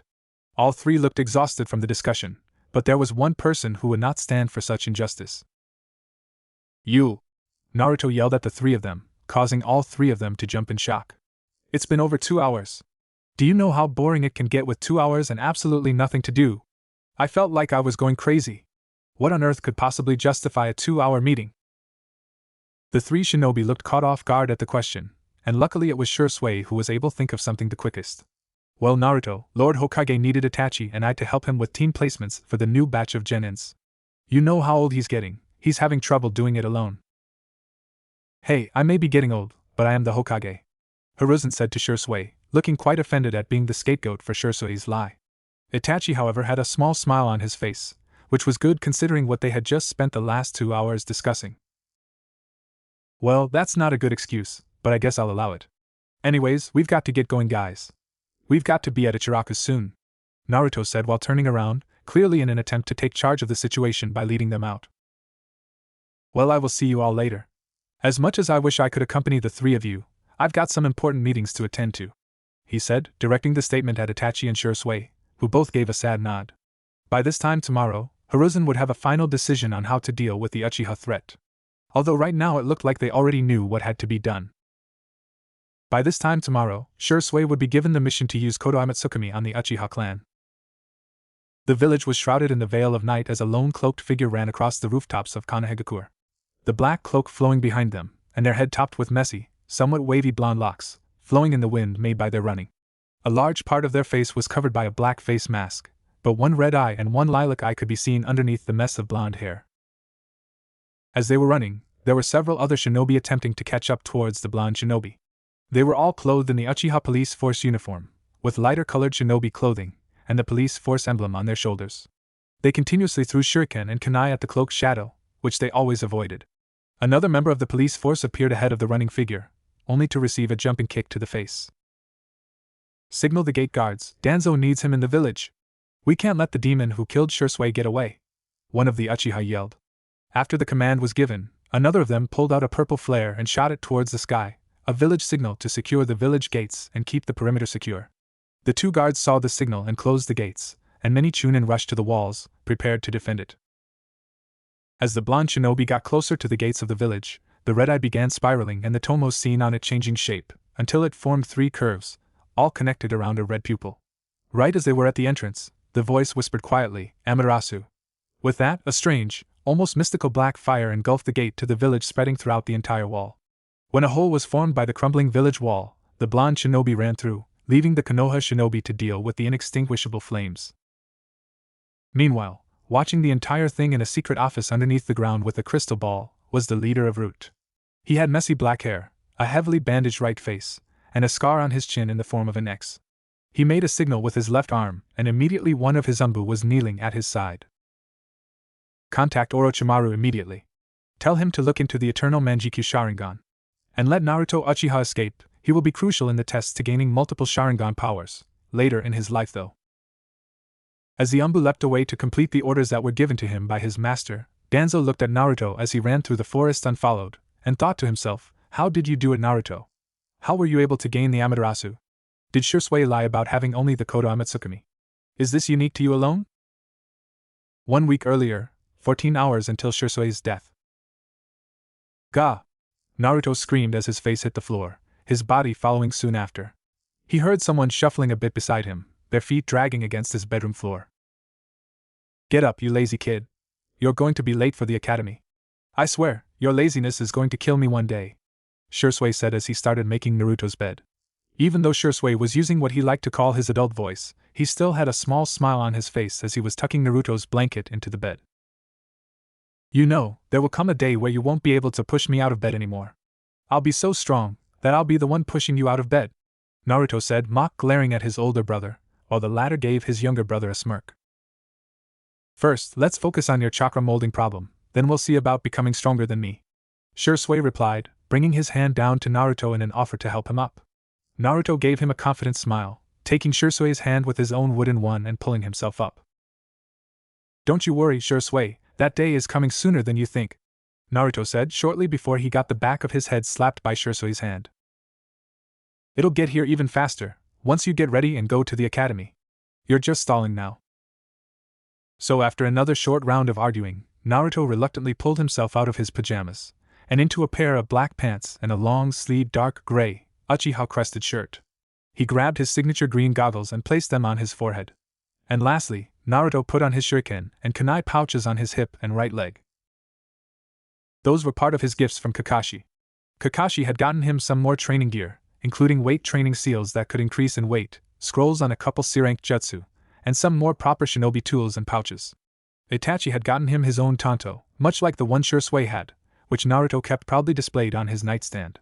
Guy had given him a set of his Goken Taijutsu training scrolls, stating that although the Uchiha Interceptor First was a very youthful taijutsu form, that Naruto might want a backup. Iruka had gifted Naruto a small calligraphy set, knowing that Naruto was struggling to learn the art. Tenzo had given him a copy of Tales of the Utterly Gutsy Ninja, which Naruto had completely devoured in a single night. And Hiruzen had given Naruto the current bane of his existence, the scroll for the Rasengan. The most peculiar gift he had gotten, though, was the one he had received from Hinata, a long red scarf, so long as to nearly touch the ground when he wore it. It was beautifully made, and was perhaps the softest piece of clothing that Naruto had ever touched. If it were winter, he would be wearing it, but it didn't get cold enough to justify a scarf until mid-November in Fire Country. Naruto still appreciated the gesture. His birthday dinner at Ichiraku's had been one of the best days he had ever had. The Ichiraku's gift was, of course, a free birthday meal for the whole party, which Naruto had quickly taken advantage of. The whole gang was there, laughing along with each other and telling stories. But what Naruto particularly enjoyed was the presence of his new friend, Mabui. They had had a blast getting to know the other, finding out some great things about each other. They both had the same favorite food, both excelled at taijutsu and shuriken jutsu, and loved reading. Although Mabui preferred a good non-fiction book, which Naruto called useless, unless it had to do with shinobi training. They both wanted to go into the shinobi area of work, but where Naruto wanted to be a field shinobi, Mabui liked the idea of being an analyst. Even with the few differences they had, Naruto and Mabui had been getting along great. They had been hanging out together after Naruto finished at the academy ever since that day. Although a bit sad was the fact that Mabui and her father would be returning to Kumo tomorrow. As Naruto made his way to the academy, he couldn't help but think what his life would be like when the two of them left. It had been extremely nice to have a friend for once, or at least on around his own age. When Mabui was gone, he would be left with no other kid to talk to and have fun with. Although he supposed he might run into her if he were to ever go on a mission around the Kumo area, although he wouldn't say it was a definite possibility. Naruto walked into the classroom and took his usual seat at the back corner of the room by the window. Some of the other students were already in class, but the majority started flowing in soon after Naruto had entered. Shino Aburame sat in the seat to the right of Naruto, for which Naruto was grateful. He and Shino had never really spoken to each other much, but Naruto appreciated Shino's respectful quietness and dedication to learning whatever was being taught. 2 seats from Naruto, and to the seat to the right of Shino, sat Hinata. She sat down with a red face and her 2 index fingers poking each other in her signature act of anxiety. Neither Hinata nor Naruto would be able to notice it, with Shino's sunglasses in the way, but Shino took a quick glance at the quiet girl. He studied the girl for a moment, before giving a quiet sigh, giving his unspoken sympathy for the love-struck girl. A low rumbling was heard coming from outside. As the seconds passed, the rumbling proceeded to get louder and louder. Naruto could feel an ever-so-slight shaking in his chair as the sound continued to grow. Naruto looked out the window to his left, and saw a cloud of dust in the distance, heading in their direction. As the distance between the dust cloud and the academy shortened, he could make out 2 figures at the front of it, looking as if they were ramming into each other side by side rather violently. "Get away from me, Inopig, Sasuke's mine!" the Pinkette shouted, so much so that you could hear it from where Naruto was. Ino rammed into Sakura's side again, her elbow digging into the other girl's side. Why don't you back off, billboard brow? Sasuke is obviously in love with me. Now way would he even think about going out with you? Ino screamed back, her arms swinging widely back and forth in an attempt to increase her stride and get ahead of her rival. Naruto looked over to the right side of the classroom to see Sasuke sitting by himself, his eye twitching as the voices came closer and closer to the academy building. Naruto could see Sasuke preparing himself for the two academy girls' inevitable advances. Naruto didn't usually care much for the raven-haired student, but he did feel sorry for him wherever the two worst fangirls were concerned. Soon enough the two girls made it to the academy, and in a couple seconds had made it to the classroom door, each struggling to push the other out of the way of the door while simultaneously shouting first at each other. That's enough! Iruka shouted at the two girls, instantly getting everyone's attention and causing the argument between the two girls to cease. Class is going to begin in a couple minutes. So why don't you two just calm down and pick a seat?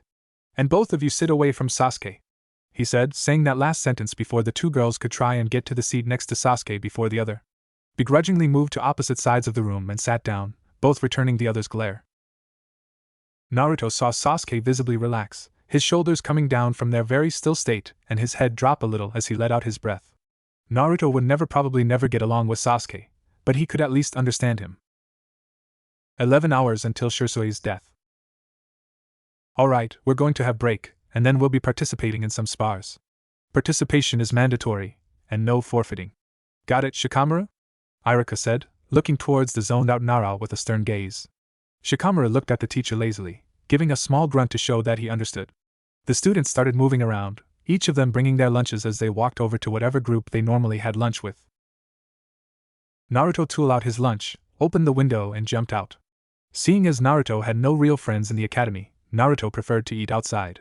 After he ate lunch, he would usually train in the academy training grounds for a bit before class started. Naruto made his way to a nearby tree that he liked and sat down under it. Naruto's favorite part of the academy day was lunch, and being able to relax under his favorite tree, away from the loud voices of the academy's two legendary banshees. After he finished eating, he walked over to the academy targets and worked profusely on his shuriken and kunai throwing, both in its aim and power. He practiced for a few minutes before he felt something behind him. Turning ever so suddenly, he saw Hinata a few feet from him, which elicited a small eep from the lightly lilac-eyed heiress. Oh, Hinata, I didn't mean to frighten you, Naruto said to her, Hinata's face reddening from shyness. Is there anything you require from me? Hinata was startled by Naruto's question, not used to anyone other than the branch family of the Hyuga clan asking her if they could do anything for her. The thought of having Naruto do something for her seemed appealing, like a knight in shining armor. She thought, but she didn't want to abuse Naruto's generosity. I was just wondering if why you liked the gift I gave you, Hinata asked, her pointer fingers poking each other in their signature sign of nervousness. She wouldn't tell him that she had actually made that herself, but she did hope that with all the extra effort she put into the scarf that Naruto would really appreciate it. Oh yeah, it's so great, Hinata, thank you. Damn, I wish I had gotten something for you as well. He wishes he got something for me. Oh Kami, I can feel myself getting faint. No, stay strong, Hinata. You have to ask him about her. So in Naruto, I noticed that why you have been spending TT time with SSSS Omion after school. Who is she? Hinata said, her shyness and stutter increasing tenfold due to the conversation. Hinata couldn't quite explain it. She should be happy that Naruto had made a friend, but Hinata just couldn't stand the thought of the Kumo girl hanging around her blonde. Oh, that's Mabui. She's really cool. She's from Kumo, her favorite food is ramen, and she's super funny. And she's got a super cool shinobi dad, and she's a really good kanuchi. She has to go back to Kumo tomorrow though. Naruto ranted, faster than most people could even process words. Hinata however hung on to his every word, and her emotions were going crazy. Why do I feel so angry at this Mabui girl for being Naruto's friend? I should feel happy for them. She seems like the perfect friend for him as well. But all I can feel is hate for her. But it's okay, she has to go back to Kumo tomorrow, and with luck, never see Naruto again. That's great, Naruto, Hinata said, louder than she normally spoke and her stutter gone, too excited about the Kumo girl leaving to notice her anxiety. I'm sorry that she has to leave tomorrow. Yeah, it's too bad. But we're going to be sending each other letters, and we'll definitely visit each other I think, so it'll be fine. I think it'd be really cool if we were able to see each other on missions when we become shinobi as well, Naruto said, once again not realizing the horrible thoughts that he was putting into the Hyuga clan heir's head. That bitch! Naruto, Hinata! Iruka called, quickly getting the attention of the academy students. It's time for the spars. Naruto and Hinata walked towards the sparring ring where most of the students were already gathered. They all formed a circle around the ring, and one by one Iruka started the spars. Most of them were civilian against civilian or clan against clan, except for when Kiba was put up against a brown-haired Sasuke fangirl named Anzu, who beat Kiba to the ground with one punch after he insulted the raven-haired Uchiha. Finally came the spar that for some unknown reason to any of the kids always happened. Naruto Uchiha and Sasuke Uchiha, please step into the ring. The lilac-eyed blonde and the black-eyed Uchiha both stepped into the ring, the latter glaring at the former. Whenever somebody called Naruto with that surname, Sasuke always got more angry than he already was. They both made the seal of confrontation, and a second later Iruka shouted begin. Sasuke began running towards Naruto with the most speed he could manage, intent on putting down his only obstacle to being the top student in the academy.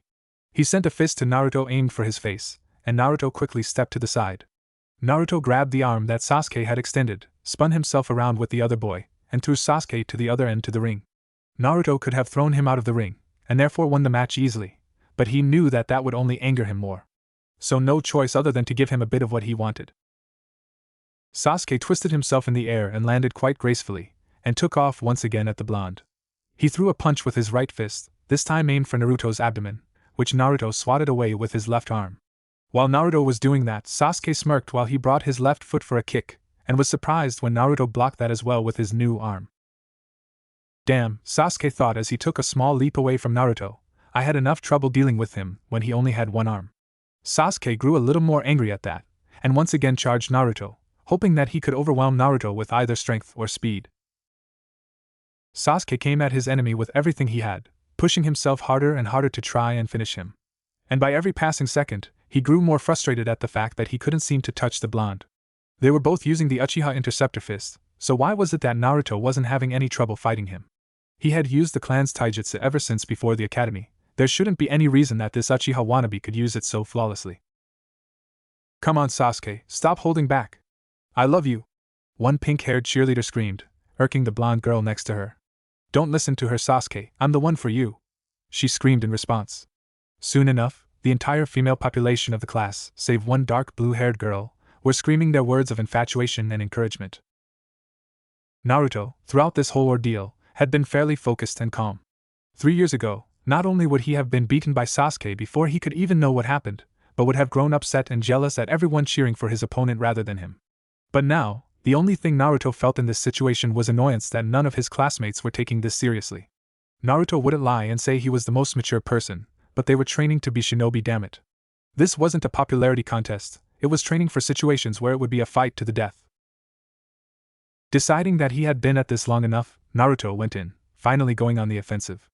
Naruto ran towards the raven-haired pain in the ass and took a leap as his leg extended. Sasuke smirked as he saw the kick coming, knowing that he could easily counter it.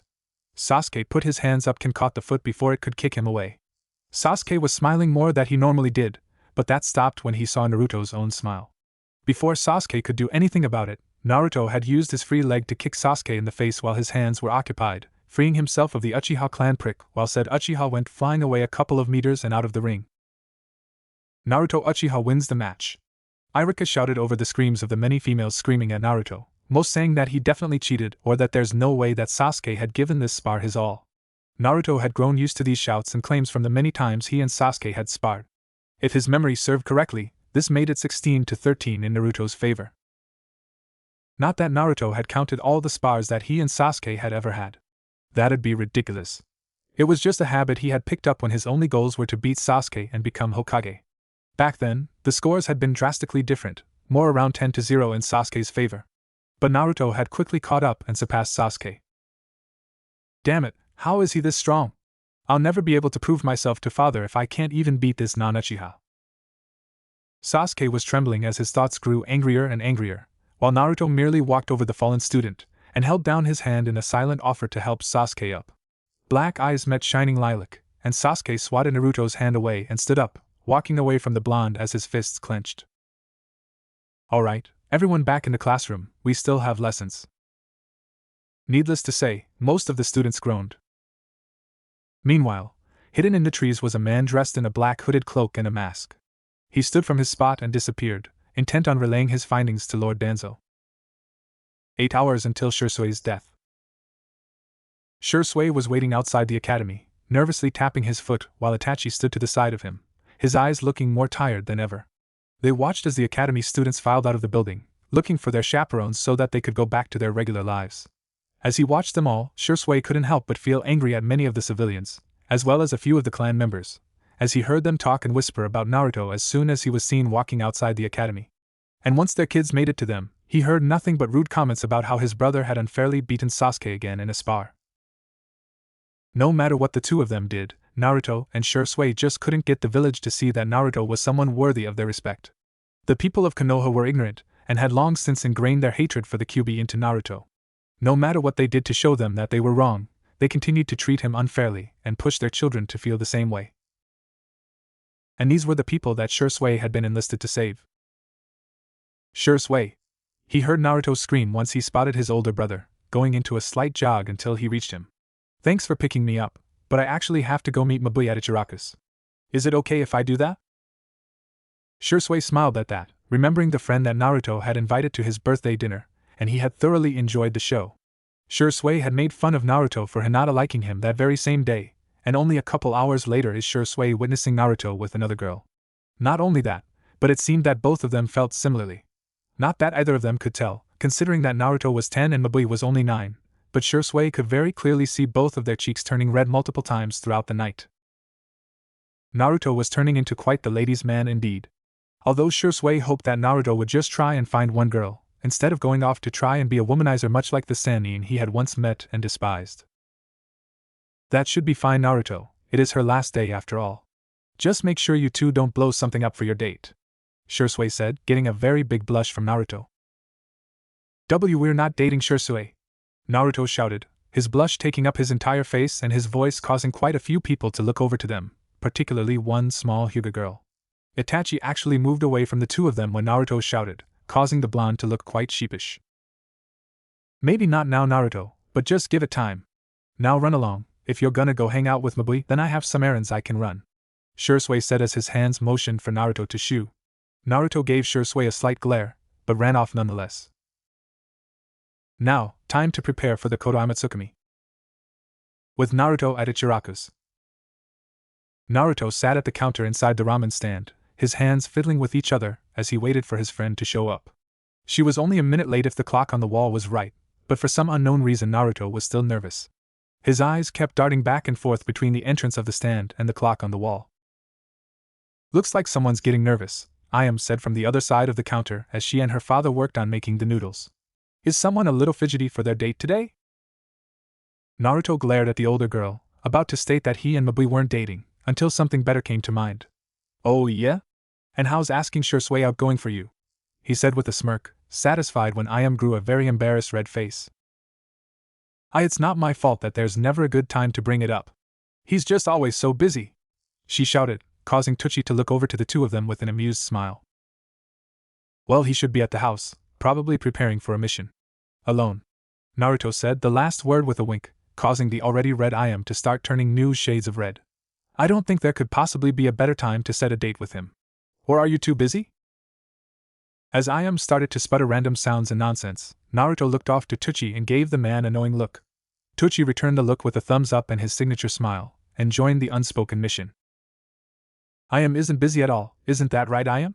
Tucci said, sending a sly look towards his daughter. When Ayam looked ready to defend herself, he put in the second part of his plan. In fact, take the rest of today and tomorrow off, Ayam. A girl as young as yourself shouldn't be wasting her time with her old father when the love of her life is all by himself. You have your whole life to make ramen, but you might only have a moment with Shisui. What? I never said he was the love of my life. You guys are just making this up now, Ayam shouted, waving an accusatory ladle against her father. After a moment though, her arm and ladle lowered, and the expression on her face changed to one of nervousness. Besides, he's a renowned feared by all the elemental nations. Why would he lower himself to a lowly ramen chef? Hey, Naruto said quite loudly, getting the attention of both the Ichirakus. Don't ever say that about yourself, Ayam. Any shinobi worth their kunai would be lucky to have you, and appreciate it every day. I am softened at that, and Naruto grew a little calmer. And if you really need to know, the only reason Shisui hasn't asked you out himself is because he doesn't know how to act around one particular ramen chef he likes. With that, Iam's face grew to a new height of excitement and happiness. You really mean that? She said, her face leaning closer to the source of the amazing news, only getting a happy nod from the 10-year-old blonde. I have to go, she shouted as she all but leapt over the counter, not even bothering to take off her apron as he ran out of the stall and in the direction of the Uchiha compound. As she was running off, Mabui finally entered the stall, looking confused by the ramen chef running out of the stall. Where is she running off to? The young girl asked simply. Nowhere, Tsuchi and Naruto both said, sharing a small laugh with each other before Naruto and Mabui decided to order 3 miso ramen with extra beef each. With Shisui and Itachi. Shisui was lying down on the couch of his and Naruto's home, a soft pillow supporting his head, while he and Itachi mentally prepared for the mission that would be occurring in a few hours' time.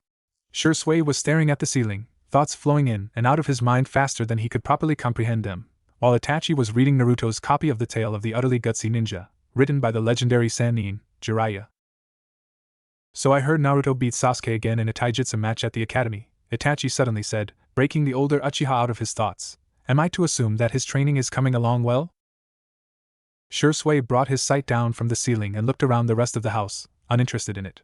He had had this house for all of his 18 years of life, inheriting it from his brother Obito when he had died. Shisui had no memories of Obito, his brother having died when he was only 2 years old himself, and his parents had been dead for much longer. He had been taken care of by his grandmother, the wife of Kagami Uchiha, who had sadly long outlived her husband, in this house up until he had just barely turned 7 years old, when his grandmother had died of old age. Yeah, it's going great. Naruto had been very skilled with the interceptor fist with only one arm, but he's been working as much as possible over the last couple of days with his new arm. It's just about second nature to him by now. Though he still has a long ways to go before he's up to our level, so we don't need to worry too much right now at least. Shisui remarked, trying to lighten the serious mood by making a small joke, though he imagined that was why Itachi brought up Naruto. Talking about his younger brother always calmed him down.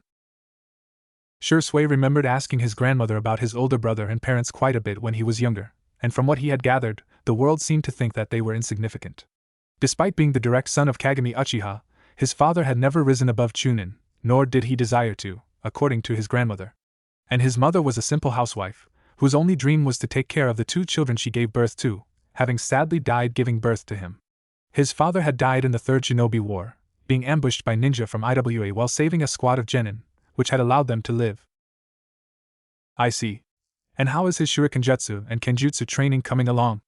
I'm just hoping I didn't buy him that tanto in vain. Shisui let out a small laugh at that. Typical of Itachi to think of something like that. Don't you worry about that. Naruto has been trying to get the hang of using the tanto, but he had always had trouble using weapons other than shuriken and kunai. Naruto's already incredibly skilled with those, but I doubt he'll ever become a master in kenjutsu. It's just not that well suited for him. Shisui had been grateful when he had first met Kakashi, the owner of Obito's left eye. It had become a lost belief, but Shisui had always liked to hope that Obito's spirit lived on in Kakashi, even if it were just to fill a childhood wish to know his lost brother. And he was especially glad to have taken in Naruto, and be able to have the one thing he always wished he had more than anything.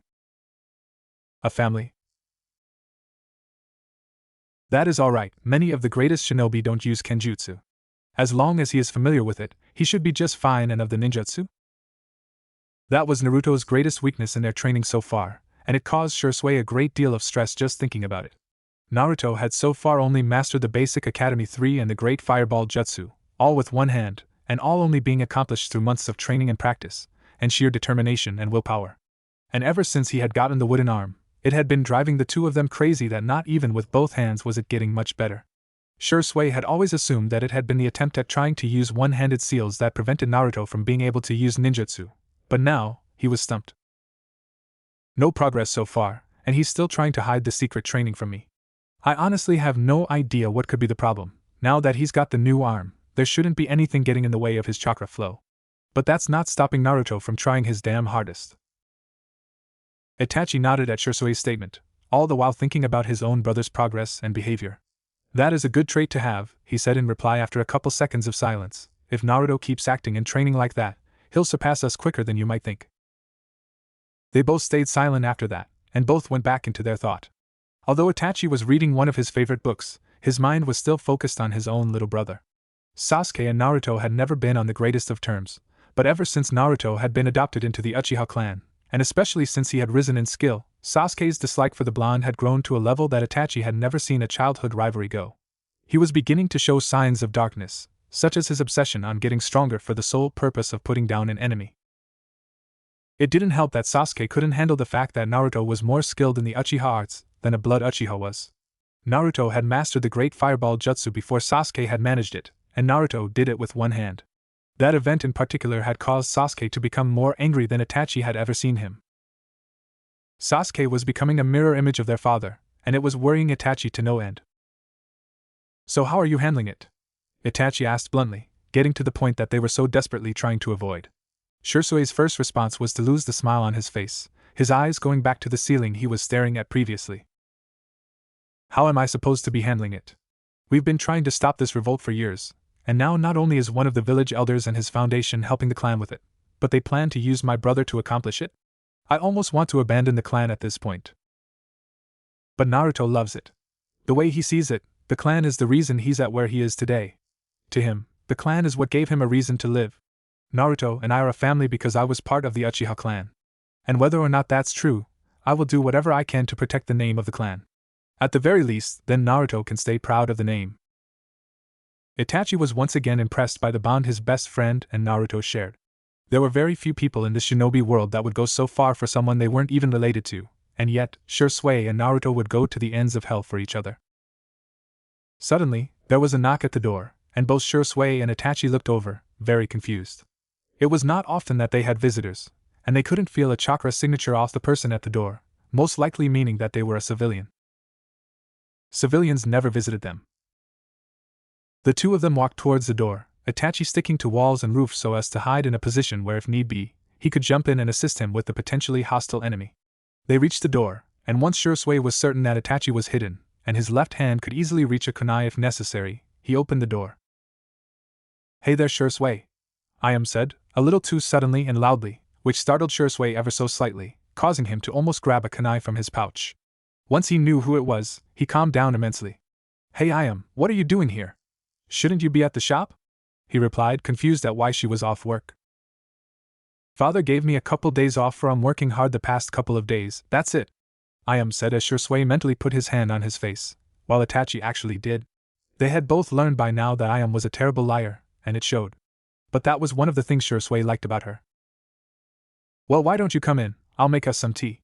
I'm sure you're here to talk about something, and that always goes better with some green tea," Shisui said as he led her inside the house, walking with her towards the main room after she had taken her shoes off. Itachi remained hidden, opting to figure out what Ayam was here for. It couldn't possibly be what he thought it might be, could it? Ayam, on the other hand, was freaking out. She had been so prepared to just say what she wanted to say quickly and get it over with. But by Shisui inviting her in and making her tea, her plan was being thrown out the window. Now he was going to ask her what she was here for, and she would have to summon the courage to reply to that question by asking for a date. This was going to be much more difficult than she thought it would be 20 minutes ago. Ayam was sat down in the main room, watching Shisui prepare the tea through a window to the kitchen, and smiled at the sight. This was an awfully domestic thing to do for a ninja who was feared throughout the entire continent. Although he seemed to be having trouble making it, and when she saw the fire erupt, she ran in and tried her best to help. Oh my god, what do I do?" Shisui screamed, looking very frightened at the fire, not something Ayam would expect from Shisui of the body flicker.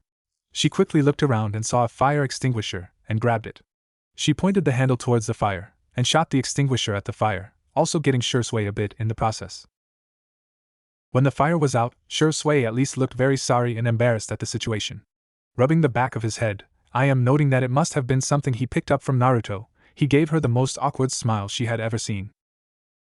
"What happened?" Ayam asked, confused at how the fire had originated. Shisui just looked to floor, even more ashamed of how the fire came to be. He eventually said something, although too quietly for the ramen chef to actually hear him.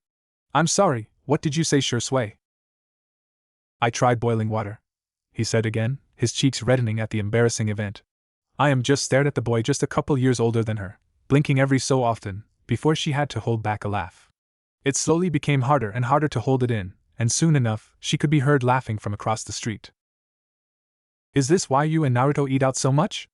Ayam said while holding her stomach, her abdomen aching from how hard she was laughing. Shisui could be seen rubbing his head even more, giving his own embarrassed laugh at the situation. "Yeah, I'm no good at cooking. If Naruto and I ever eat in, he's usually the one cooking for us. He's better than you would think." Ayam continued laughing for at least another minute, Shisui's blush only getting heavier the longer she remained laughing. From his hiding spot, Itachi was smiling much more than usual, glad that the two had found each other. But taking a look at the clock hanging on the wall, he decided that he should probably be heading back to his own house, so as to not raise any more suspicion about what was going to occur in only a couple hours. He would have to find out whether or not Ayam and Shisui would be going on a date later, when he and Shisui met back up. "Here, why don't we just go back to the living room? I'm sure you didn't come here just to see me burn down the house," Shisui said to Ayam, causing the girl to mellow a little due to the fear of what she came to ask. The two of them walked to the main room, Ayam rubbing her right arm with her left in her own sign of nervousness. They sat on the couches, Shisui waiting for Ayam to start speaking. They sat for a brief moment of silence before Ayam actually started to speak. "So Shisui, I was kind of wondering if maybe I don't know, you might want to so you're single, and I might just think that we should go on a date." Shisui had been confused by Ayam's sudden nervousness, but when she had finished her question, he had completely understood. His eyes widened, his body became stiff, and he could feel himself starting to perspire. He awkwardly brought up his hand to the back of his head, and began his own stuttering. "Well, that would be good, yeah. I mean, that's only if you are really sure that you would want to go out with me," Shisui stated, his blush taking over the majority of his face while he looked off to the side to avoid eye contact with the Ayam. Ayam, on the other hand, light up at Shisui's response. Really? You want to go out with me? Like on a real date?" Ayam shouted at Shisui, her shy and timid attitude quickly being replaced by a happy smile and voice. Shisui looked back at the girl, and gave her his own smile. Shisui decided to sum up his shinobi courage, relaxed his shoulders, and let out a slow calming breath through his nose. "I would very much like to go on a date with you," he said with a soft smile and kind eyes that made Ayam's blush even more prominent on her face. Shisui was very clearly a handsome man, but when he wasn't busy being so serious looking, it was enough to make any girl's heart stop beating. "So, is tomorrow good? I can pick you up at around, let's say 7 o'clock? Shisui said, breaking Ayam out of her trance. "Good, yeah, that's good, that's very, very good. I think that would work very well," Ayam responded, trying to calm herself down from the high that was having a date with Shisui. "Great, I look forward to it," Shisui said, his smile still plastered on his face. "Okay," Shisui thought, maybe this day isn't totally bad. 2 hours until Shisui's death. Naruto and Mabui were laying down on the ground of one of the more unused training grounds of the village, having just finished practicing some shuriken jutsu with each other, and now opting to look at the stars that the veil of the night brought with it. Mabui was breathing in and out quite heavily, still not used to keeping up with Naruto's godlike stamina even after 3 days of hanging out with each other. Mabui couldn't even begin to imagine how much stamina Naruto would have once they were real shinobi. "Hey Mabui," Naruto said to her, causing the young Kumo girl to look over to her friend, "do you know what your dream is? I was talking to Gigi the other day, and he says that all great shinobi have a dream." Mabui looked back towards the stars and thought on his question.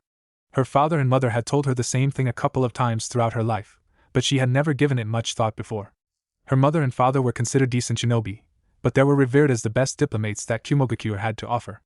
It was for that reason that Mr. Sekiyama had been chosen for the peace talks between Konoha and Kumo, and it was just one more reason that Mabui looked up to her parents. "I think if I had a dream, it would be to try and bring peace without fighting. Become a diplomat just like my parents, and try bring peace without ever having to lose a life," Mabui said, her bright green eyes looking into the sky, Naruto's own lilac ones mesmerized by what she said. It was a sad truth in the shinobi world that not many people tried to gain peace through negotiation, but rather through their military strength. But here was this little girl who wanted to bring peace with words and kindness, rather than by death and hatred. That was a dream Naruto could respect. "What about you, Naruto? Do you know what your dream is?" That was a question that Naruto could easily answer, although only if he was sure he could trust the person. Before Shisui had taken Naruto in, all Naruto would ever do is go around proclaiming that he would become the Hokage.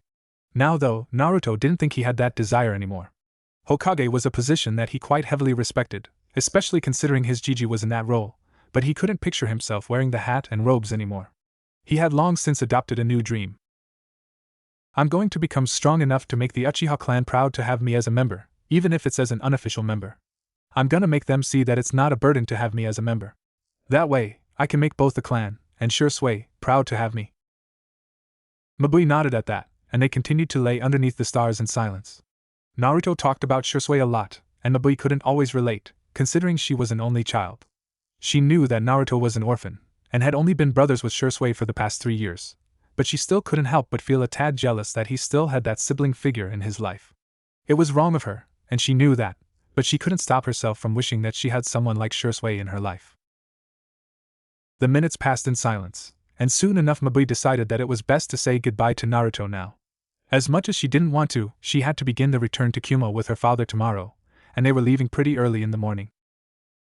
Naruto, she started as she began to stand up, Naruto quickly following suit. I think I have to go now. Naruto looked down in sadness at that, knowing that once she left, he wouldn't really have any friends again. Right, yeah, that's probably a good idea. Well, I'm glad that we got to spend the last couple of days together, and I hope to see you in the future.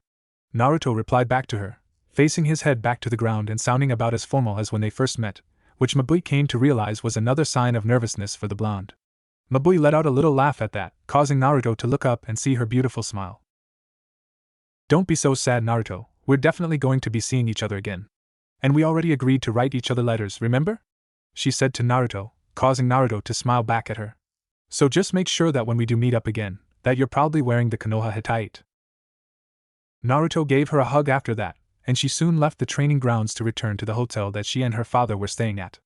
Naruto sat back down on the ground, deciding to stay a couple minutes before returning home for the night. He took in the beautiful sight of the night sky, and was transfixed by the moon. Naruto remembered from when Shisui had first taken him in, that Shisui would tell him lots of stories and legends that the ancient Uchiha used to believe. One of his favorites was the tale of the Sage of the Six Paths, and how he created the moon to seal the legendary monster known as the Jubi. He then created the creed known as Nishu, which eventually evolved into ninjutsu when people weaponized it. Suddenly, Naruto could hear rustling in the woods nearby him, and clangs of metal that sounded like kunai hitting each other. Naruto turned to where the sounds originated, but didn't see anything out of the ordinary. Naruto was about to turn back around, when he heard the sounds again, this time with some movement being made by some bushes and trees. Naruto pulled out his own kunai, deciding to investigate the strange happenings. Walking over cautiously, holding his kunai in a firm reverse grip, he passed by a few trees and continued a bit into the forest of the training grounds. Naruto saw some kunai marks in the tree, as well as some of the kunai stuck in the trees as well as littered on the ground of the forest. Then out of nowhere, Naruto saw something from the corner of his eye, and turned to deflect a kunai that would have hit him right in the face. The kunai hitting each other caused a loud metal clang to sound all throughout the forest, and with it, Naruto's eyes widened. Naruto ran quickly behind a tree, recognizing that the sound had most likely given away his position to any fighting shinobi in the area. He tried to control his breathing, making it quieter, and trying to slow down his heart. Naruto hadn't been in a situation like this ever since the beatings stopped when Shisui adopted him. Sad to say though that the instincts associated with it stayed, even after 3 years of not acting on them. Naruto stayed still, keeping the kunai ready in his hand and listening to every sound he could. He heard nothing except the wind against his ears and the leaves of the trees rustling with it. Suddenly, Naruto heard all the birds in the tree he was hiding behind fly away at the same time. Before Naruto could even act, he was kicked in the head by one of the mystery shinobi, flying away a couple feet before he was tied up very quickly and blindfolded. His hands and feet were tied separately, and soon he was being carried away through the forest. Naruto could hear others beside the person running with him, and he thought he heard someone following a little way behind. Of course, it was hard to tell with the painful thumping in his head. Soon enough, Naruto could feel the person carrying him descend from the tree branches down the ground. He could hear the wind rustling again, and soon the others could also be heard, including the one that Naruto suspected was behind the group. Stand down, or the Jinchuriki gets it, the man said as Naruto felt a kunai pressed against his neck, almost hard enough to draw blood. Naruto would have cried out to the strange person the man keeping him tied up was talking to, but he was afraid that even if he breathed too much that his neck would be slit. He was far too scared to even think about what Jinchuriki might mean. Naruto could hear the feet of the someone in front of him shuffle, and the kunai being held against his throat was pressed just a little bit harder. Then, he felt the hold on him loosen, before he fell toward the ground, as he heard the other bodies around him fall as well. Naruto hit the ground with a thud, the second time that had happened today. The ties on Naruto's hands and feet were suddenly cut off, and soon the rest of his body was free. He reached up and grabbed the blindfold around him and pulled it off to see. Shisui? Shisui was kneeled on the ground looking at Naruto, his eyes looking at the younger boy with the saddest expression Naruto had ever seen on him. Various scratches and spots of dirt were seen on his person, indicating that he had been in a fight, as well as the fact that his height was fairly lopsided. His fully matured Sharingan was active as well, the frightened expression on his face looking out of place due to the fierce look of the Jujutsu. "I'm so sorry, Naruto," Shisui said to his brother, his red eyes tearing up as he closed his eyes tight, letting some of the water trail down his face. "I've failed, Naruto, and I'm sorry. But I couldn't save them." "Exactly right, Shisui, but you can still help this village," a voice said from behind Naruto, who spun around to see the entrance of the new figure. Out of the forest walked a man with a bandaged right eye and forehead, shaggy black hair, long dark robes, and a fairly distracting scar on his chin. He walked with a cane in his left hand, though Naruto got the sense that he didn't need it. "You can save this village by giving your eyes to me. With the power of your Kodoama Tsukumi, I can save this village, stop the Uchiha from revolting, and make this village strong again. With your death, I can usher in an era of peace." "How dare you even talk about stopping the clan when you're helping them? Your idea of peace isn't worth dying for, much less living for. And I'll be damned if I let you determine the fate of our clan or the village." Shisui shouted towards the other man, his Sharingan eyes blazing with fury as he prepared himself for another battle with the man. He reached up to his right shoulder and pulled his tanto out, and stood up, standing in front of his younger brother. A second later and Shisui disappeared from his spot in his signature jutsu, to appear behind the elderly man, his tanto stabbing through his heart. The man gasped, before he fell to the ground, exhaling his last breath. Naruto stared wide-eyed at the scene before him, his eyes focused on the dead man only 10 meters away from him. Shisui looked tired as he put his tanto back into its sheath. He looked towards his younger brother as he deactivated his Sharingan. His name was Danzo. He was helping the Uchiha plan a coup d'etat on the village. And they were going to use you for it. Just like that, Naruto's mind was thrown for the biggest loop he had experienced. Why would the Uchiha plan a coup d'etat? Why was this Danzo guy helping them? And what role did he play in any of this? None of this made any sense. Why would they do this? The Uchiha are so nice and strong. A bunch of them have even started to like me. What would make them want to go against the village? And we still will use Naruto. He will be a tool to help guide this village to peace. Naruto whipped his head around at the sudden noise, seeing the man that Shisui had killed standing only a couple meters away from him. He had no visible injuries, and taking a quick glance behind him, Shisui looked just as shocked as he did. Naruto quickly turned back to Danzo, scolding himself for taking his eyes off the enemy. "Do not underestimate me, Shisui. You cannot understand the power that I have gained. I am taking your eyes and the Kyubi Jinchuriki, with or without your cooperation." Kyubi Jinchuriki? What's he talking about? The Yondaime killed the Kyubi during the attack 10 years ago. What the hell is a Jinchuriki? That's an S-rank secret, Danzo. You're only giving yourself more reason to be executed. Shisui shouted, disappearing once again in a shunshin to appear in front of Danzo, which caused them to initiate a very intense battle. It was much too fast for Naruto to keep up with.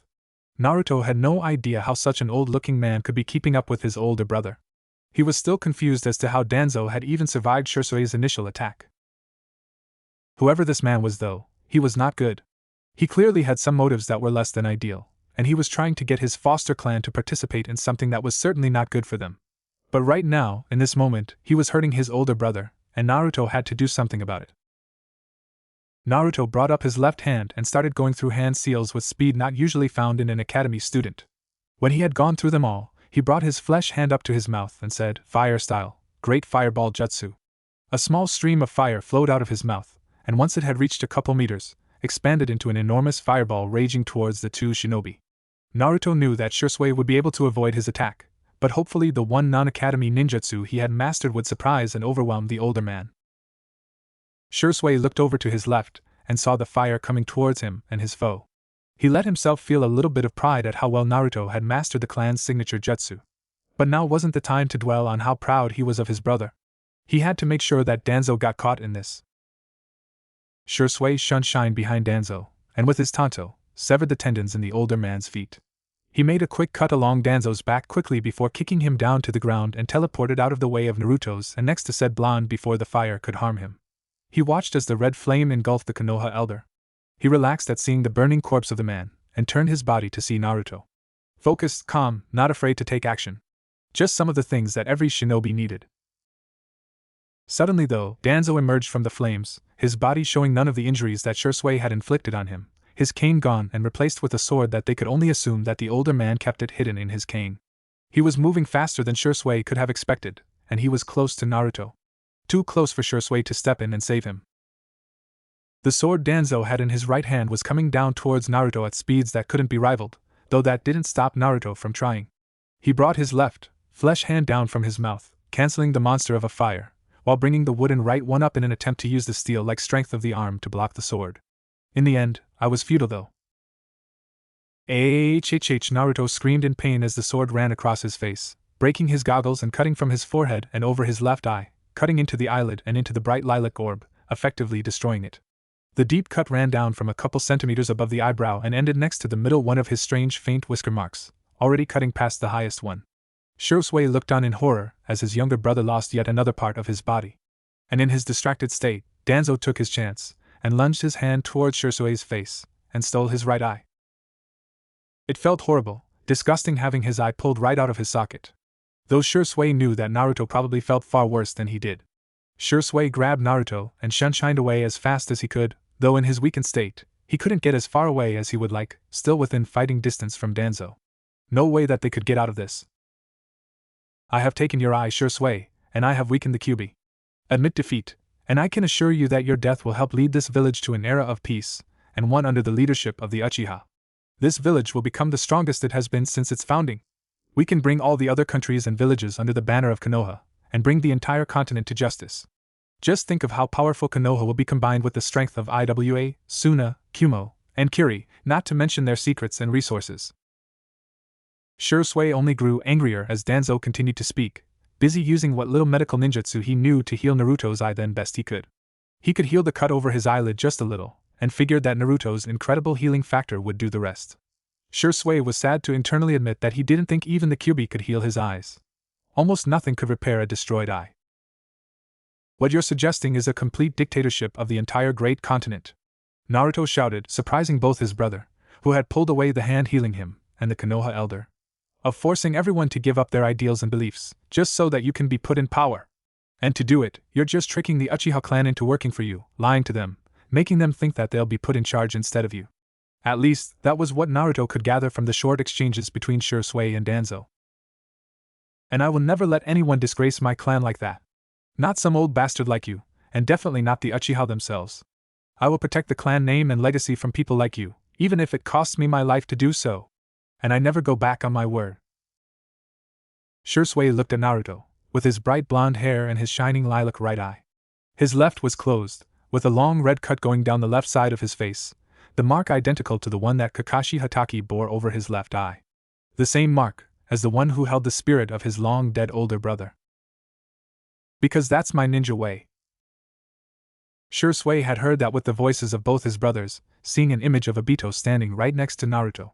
His hand was placed on his shoulder, the blue suit that Shisui had always seen in the photos proudly displaying the same Uchiha crest that Naruto now wore. And in that moment, Shisui could see all of them together, and he had what he had always desired, and what he would do anything to protect now. A family. Just as Shisui was getting back into a battle stance, 12 of Danzo's loyal root Anbu came running into the clearing, surrounding their leader, as they all stood ready to defend the old man. Shisui wasn't sure if he could handle all these root shinobi, especially in his weakened state of being, not to mention that Danzo now had his right Sharingan. But he saw Naruto straighten himself out, and getting into the interceptor fist fighting style. And Shisui knew that it was wrong of him to let a child still in the academy participate in a fight of this caliber, but he needed help, and he was confident that Naruto could prove very useful. As long as he kept the fight short. Naruto, this is the one time that I'm letting you do this. Keep your distance and use Shuriken Jutsu. If forced to engage, use only Taijutsu. Those are your specialties. Let me do most of the fighting, and I think that we could win this. But whatever you do, stay away from Danzo, and don't let him near the seal on your stomach. Naruto nodded at what Shisui had said, not voicing his confusion at the last thing that Shisui had said. Even Naruto had no idea what that seal did, only knowing that no matter what he did, he could never make it disappear from his stomach. What could Danzo possibly do with it?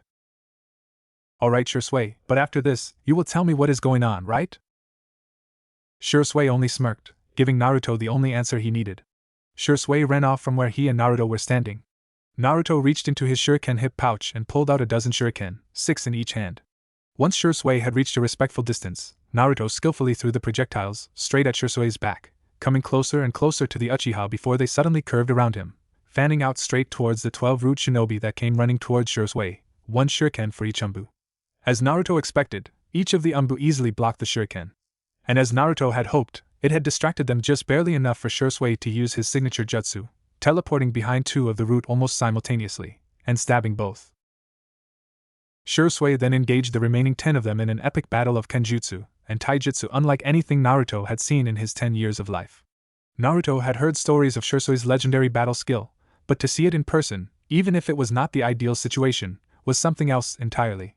Naruto watched in awe as Shisui took down another one of the umbu, and easily teleported away from another. Without even a single hand sign. Naruto didn't even have that much mastery over the Great Fireball Jutsu, something that had taken him months of pain and self-inflicted stress to even pass off as acceptable, and something he had continued practicing for years to get to the mastery he was at now. And he still needed signs to perform it. It was the most amazing thing that Naruto had ever seen. Naruto saw one of the shinobi moving in to attack Shisui from behind, and pulled out 2 kunai, the rings tied together with ninja wire. He threw the 2 kunai at the umbu, aimed low towards his legs. The kunai flew on either side of the leg, causing the leg to be caught and dragged by the wire and tripped the shinobi. Naruto had to say, it was quite embarrassing that a shinobi of such high caliber was caught in such a simple shuriken jutsu trick. Naruto watched on as Shisui took care of 3 more of the root members, one of which was the one that Naruto had tripped, leaving their numbers at half of what they were when they had arrived there to defend their leader. As Naruto looked at his older brother though, he could see that Shisui was tiring, slowing down just enough for it to be noticeable. The umbu were beginning to land more hits on him, Shisui gained more cuts and scrapes, and he was no longer able to take any of the enemy shinobi out. It was while Naruto was distracted that one of the remaining 6 root shinobi started running towards Naruto, equipped with 2 ninjato. Naruto finally noticed the umbu coming at him, and with little time to prepare, got into the interceptor fist stance. His true specialty. The root shinobi started swinging his swords at Naruto, clearly not in an attempt to kill, but definitely maim. Naruto skillfully evaded most of their attacks, and when he couldn't he used his durable wooden arm to block the blades, the same trick that hadn't worked on the elder man. The interceptor fist was a taijutsu style focused on being able to evade an enemy's attacks, and use them against the opponent, which made it perfect for this situation, in which Naruto only needed to focus on staying alive long enough for Shisui to help him. That being said, Naruto was not perfect in the taijutsu style, and the shinobi managed to get 2 deep cuts across Naruto's chest, causing Naruto a great deal of pain. Naruto was in an immense amount of pain, but continued to evade the man's other attacks. Regardless, Naruto knew that he could not remain close to umbu with these wounds and hope to win, with the pain distracting him too much. In a moment of Naruto's famous, at least around his and Shisui's house, unpredictable moments, Naruto jumped towards his attacker while they were in motion, and positioned himself for his feet to land on the man's chest. The root umbu brought one of his ninjato up to block the 10-year-old blonde, doing exactly as Naruto wanted. While still in the air, Naruto once again started performing hand signs with his left hand. Naruto's feet met the flat side of the umbu's blade, which were then held in place by the mysterious umbu. Naruto smirked as his feet were taken captive by the shinobi, thinking back to the spar he had earlier with Sasuke. He let out a huge breath of fire aimed right at the man in front of him, forming a ridiculously large fire-style, Great Fireball Jutsu. Naruto jumped away at the last possible second as the fire engulfed the ground where the man once stood, but kept his guard up, his mind still thinking how the same trick hadn't worked on Danzo. As Naruto landed back on the ground, he noticed that the 5 shinobi that Shisui had been fighting was now down to 3, but also noticed that Danzo was nowhere to be seen. He looked around quickly with his remained right eye, and saw the man once again approaching at speeds that should be impossible to someone so old. Much faster than when he had destroyed Naruto's eye. Shisui, however, saw what was happening, and mentally panicked. Danzo was clearly going for the kyubi inside Naruto, and if he got hold of it, then the whole village would be ruined. But Shisui wasn't praised as being as fast as the Yondaime Hokage for nothing, and faster than a blink of an eye, disappeared to Naruto's location. As he reappeared next to Naruto, Shisui was left with his last resort. The tomo in his left eye began spinning faster, molding together until they formed a 4-pointed square-looking shape, similar to that of a very odd-looking shuriken. Just before Danzo could reach the two, a green, arcane-looking ribcage appeared around Naruto and Shisui, glowing green against the darkness that was evening in Konoha. Meanwhile, the other three Umbu shinobi had started to grow nervous at the sight, and right before their eyes, it started changing. The ribcage started to expand to grow an entire, ominous-looking skeleton. And soon after, what looked like muscles started to grow out of nowhere, covering Naruto and Shisui entirely. The being around them had a broad face with angry-looking eyes, a large build, and its right arm was holding a sword of sorts, twirling and bearing resemblance to a lance or drill. It was inside the glowing green being that caught Naruto's attention the most. Right above their head was a glowing red tomo, and soon enough the chest of the humanoid-looking being opened up. Shisui stood up straight, his strange Sharingan eye spinning ever so slowly as the giant green monster-looking thing started radiating some great feeling of power. And in a single moment, green beams shot out of the open chest, quickly getting rid of the remaining Umbu, leaving only the elderly leader of the root standing. This is it, Danzo. This is the true power of the Uchiha.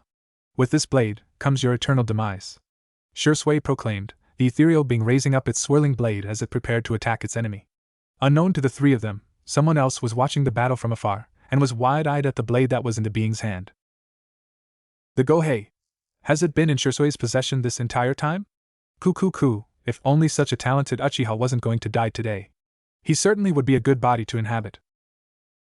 Danzo looked at the attack that was coming his way, and knew that although weakened, if he continued to fight Shisui while he was using Susanoo, his Izanagi would eventually run out.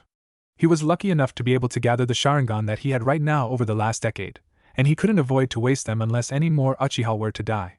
He would have to retreat, although with the acquisition of the Kodo Amatsukami, this could still be considered a success.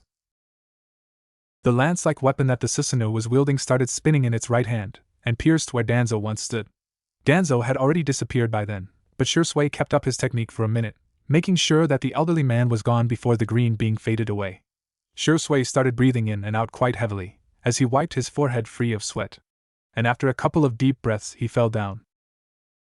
Shisui! Naruto screamed as he caught the older Uchiha right before he hit the ground. Oh Kami, what do I do?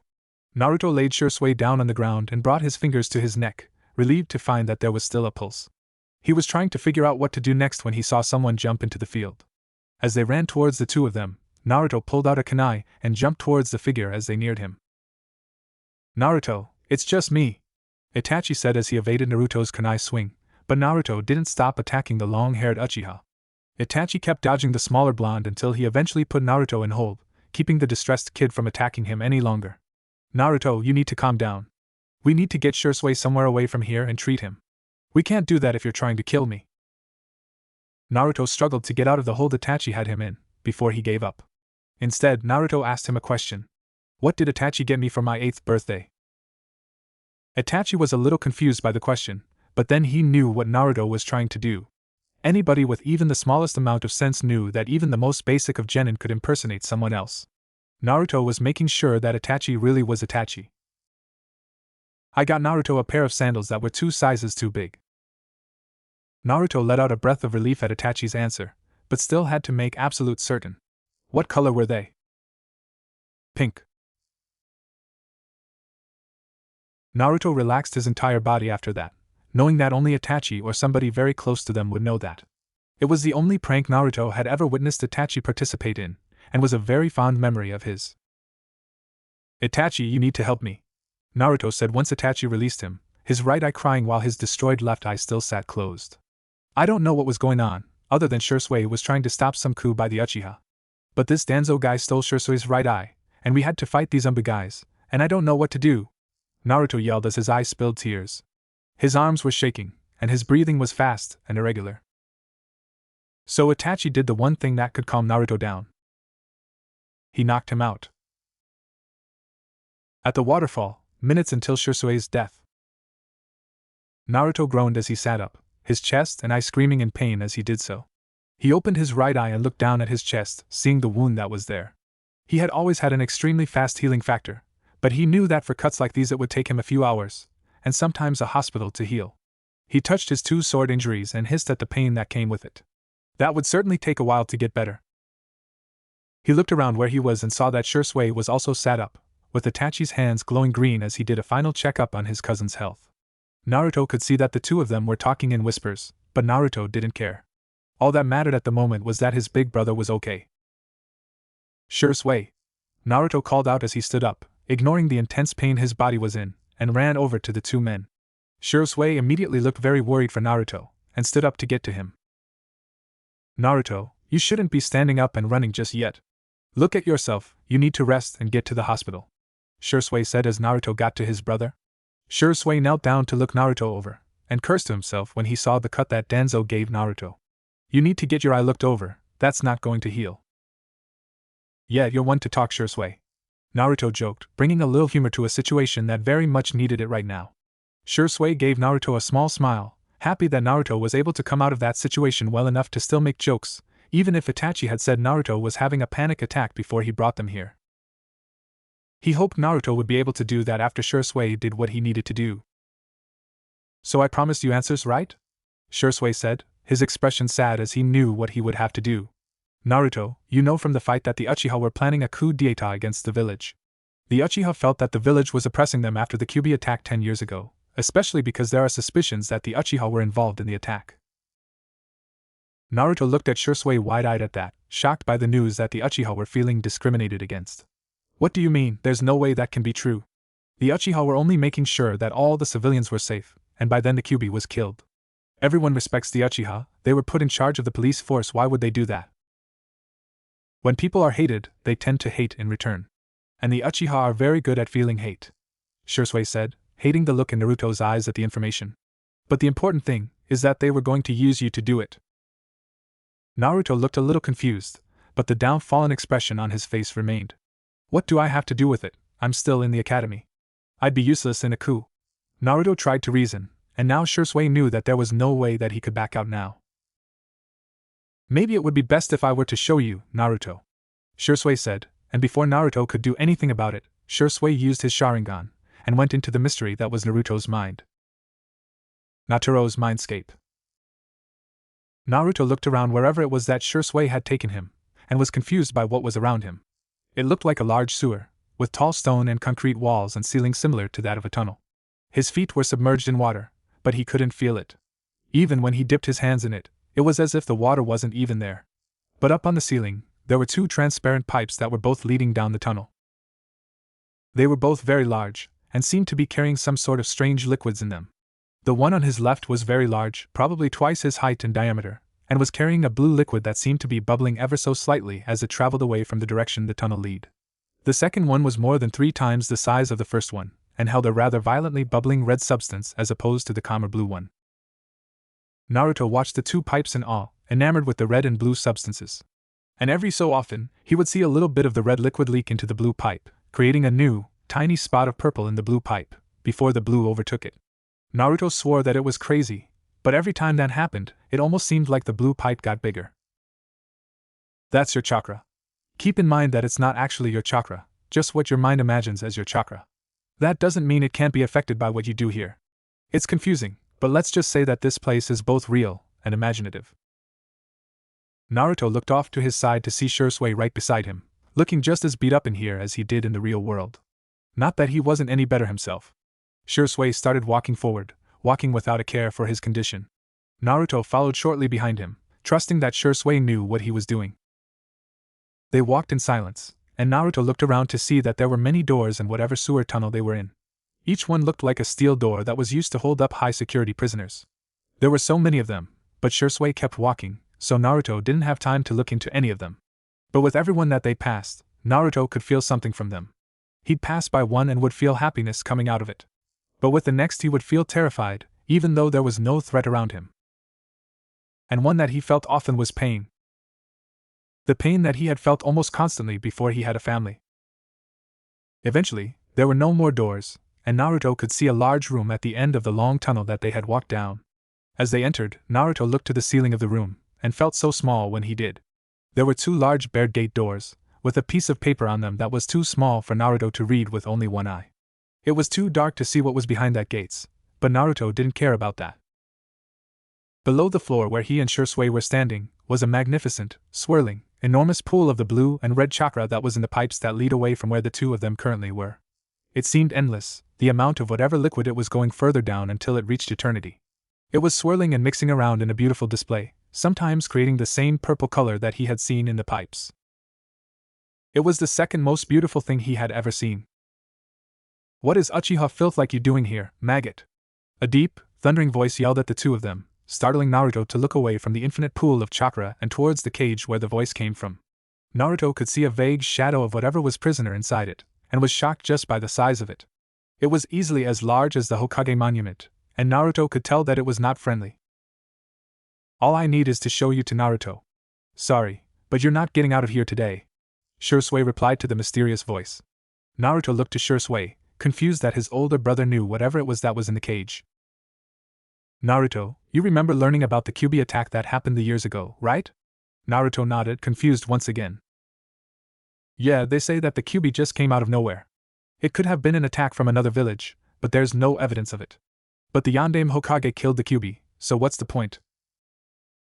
A growl was heard from inside the cage, and the shadow moved closer to the gates. "I can't believe my jailer is actually stupid enough to believe that the Yondaime could kill such a powerful being as myself. Why did that damn Hokage seal me into such a failure?" Naruto listened to the voice, suddenly feeling the malicious and angry chakra that whatever it was releasing. Some more of the bubbling chakra was flowing out of the cage, and Naruto could see the entirety of the thing inside the cage. It had orange fur, red slit eyes, and 9 long, waving tails behind it. The Kyuubi. "Wait, what are you doing here? You're dead, the Yondaime killed you. Why are you in my mind?" Naruto looked at the enormous monster in fear, his eyes widening at the monster that was responsible for the death of over half of the shinobi forces when it had appeared. The 9-tailed monster only smirked at the sight of a terrified child, standing himself up taller. "You ignorant brat!" the Kyuubi yelled, causing Naruto to back away from the cage. "You cannot kill a Biju! We are immortal masses of chakra. No, the Yondaime didn't kill me, he simply couldn't. He sealed me inside of you."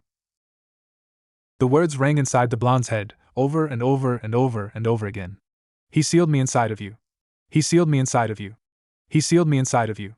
Each time it ran through his head, it became louder and louder and louder and louder. His head was ringing, each thought shaking his head as if he were next to the biggest bell in the world. The world, or whatever the hell this place was spinning. He was getting dizzy, feeling like he was going to fall down, but he wasn't moving, but stationary. It was the most horrible feeling he had ever experienced. But then everything was clear. Everything the villagers had said about him, all the beatings that he had suffered through. All the things that the people of this goddamned village had said about him, called him, to his face and behind his back. Demon, fox, monster, menace, murderer. It all made sense. And it gave him a sense of calm, knowing why they would say those things. Why they had told their children to stay away from him, and why almost all the instructors at the academy treated him so poorly.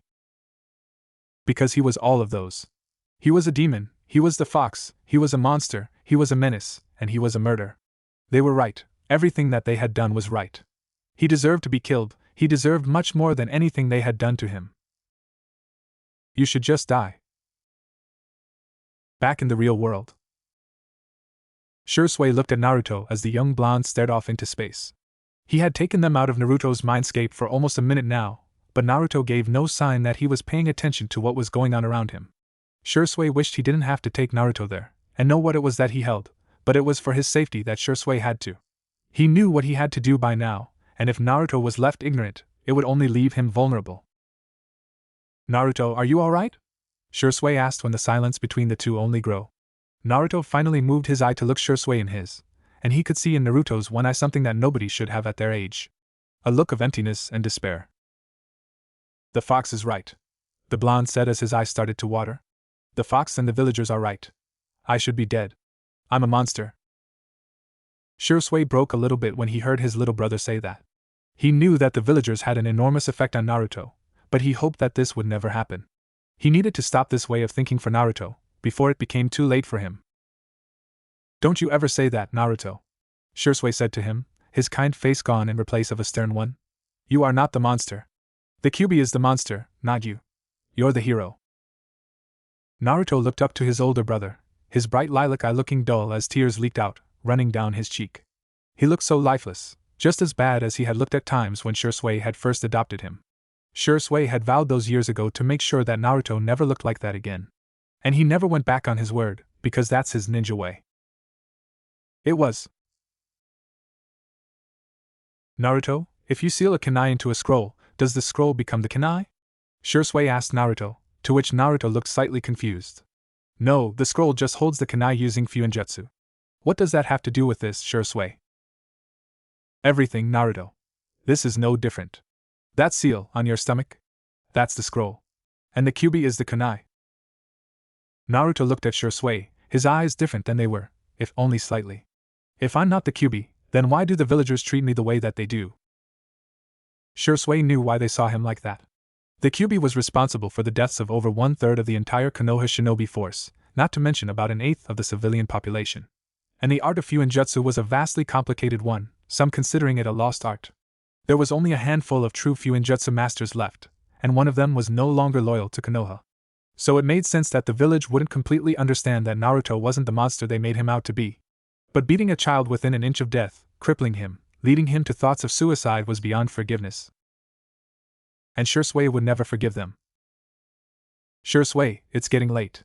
We need to report to Lord Hokage. It's only a matter of time before Danzo tries to do something with your Sharingan.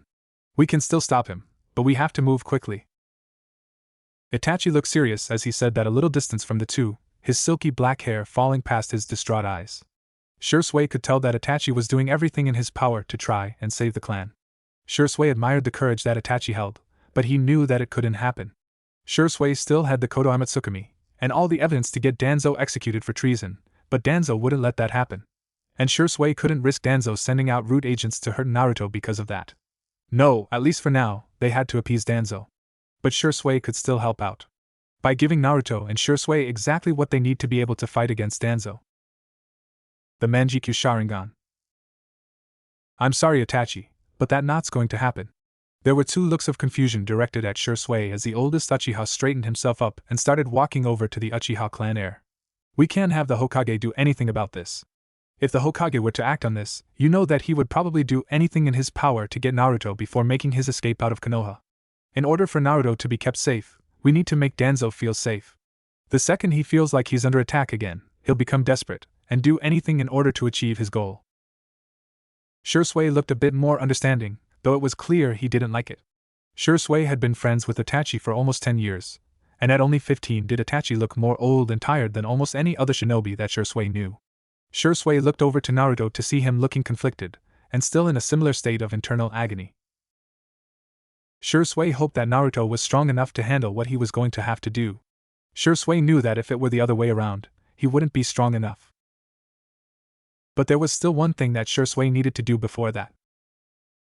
Naruto, he called out to the blonde, getting his attention and causing the injured boy to walk over to his older brother. I have one last gift for you. Naruto and Itachi both looked confused by that, as Shisui knelt down so as to be at a level with his younger brother, looked at Naruto's face for a long couple of seconds. Naruto was about to speak up, when Shisui took Naruto's left hand with his right, and his left hand reached up to his face. Shisui, what the hell are you doing? Naruto yelled as Shisui reached into the eye socket, and took a couple of seconds to skillfully pull the eye out of his head, his hand coated with a thin layer of medical chakra to ease the pain and make the process easier. It was finally pulled out by him, and now Shisui would never be able to look upon the face of his younger brother again. Shisui, what are you doing? Naruto replied tearfully as Shisui took the eye that he now held, and placed it into Naruto's left hand, sealing his fate. You're going to need that. You need to be able to see if you're going to help us. I'm not going to be helping you, Naruto. At least, not in person. I can't do anything more to help, and what I can do would only put you and Itachi in danger. There's only one thing I can do left to help you too, and that's going to be my gift to you. As Shisui stood up from where he was kneeling, and walked to the edge of the land they were on, only one step away from falling to what would surely result in his death.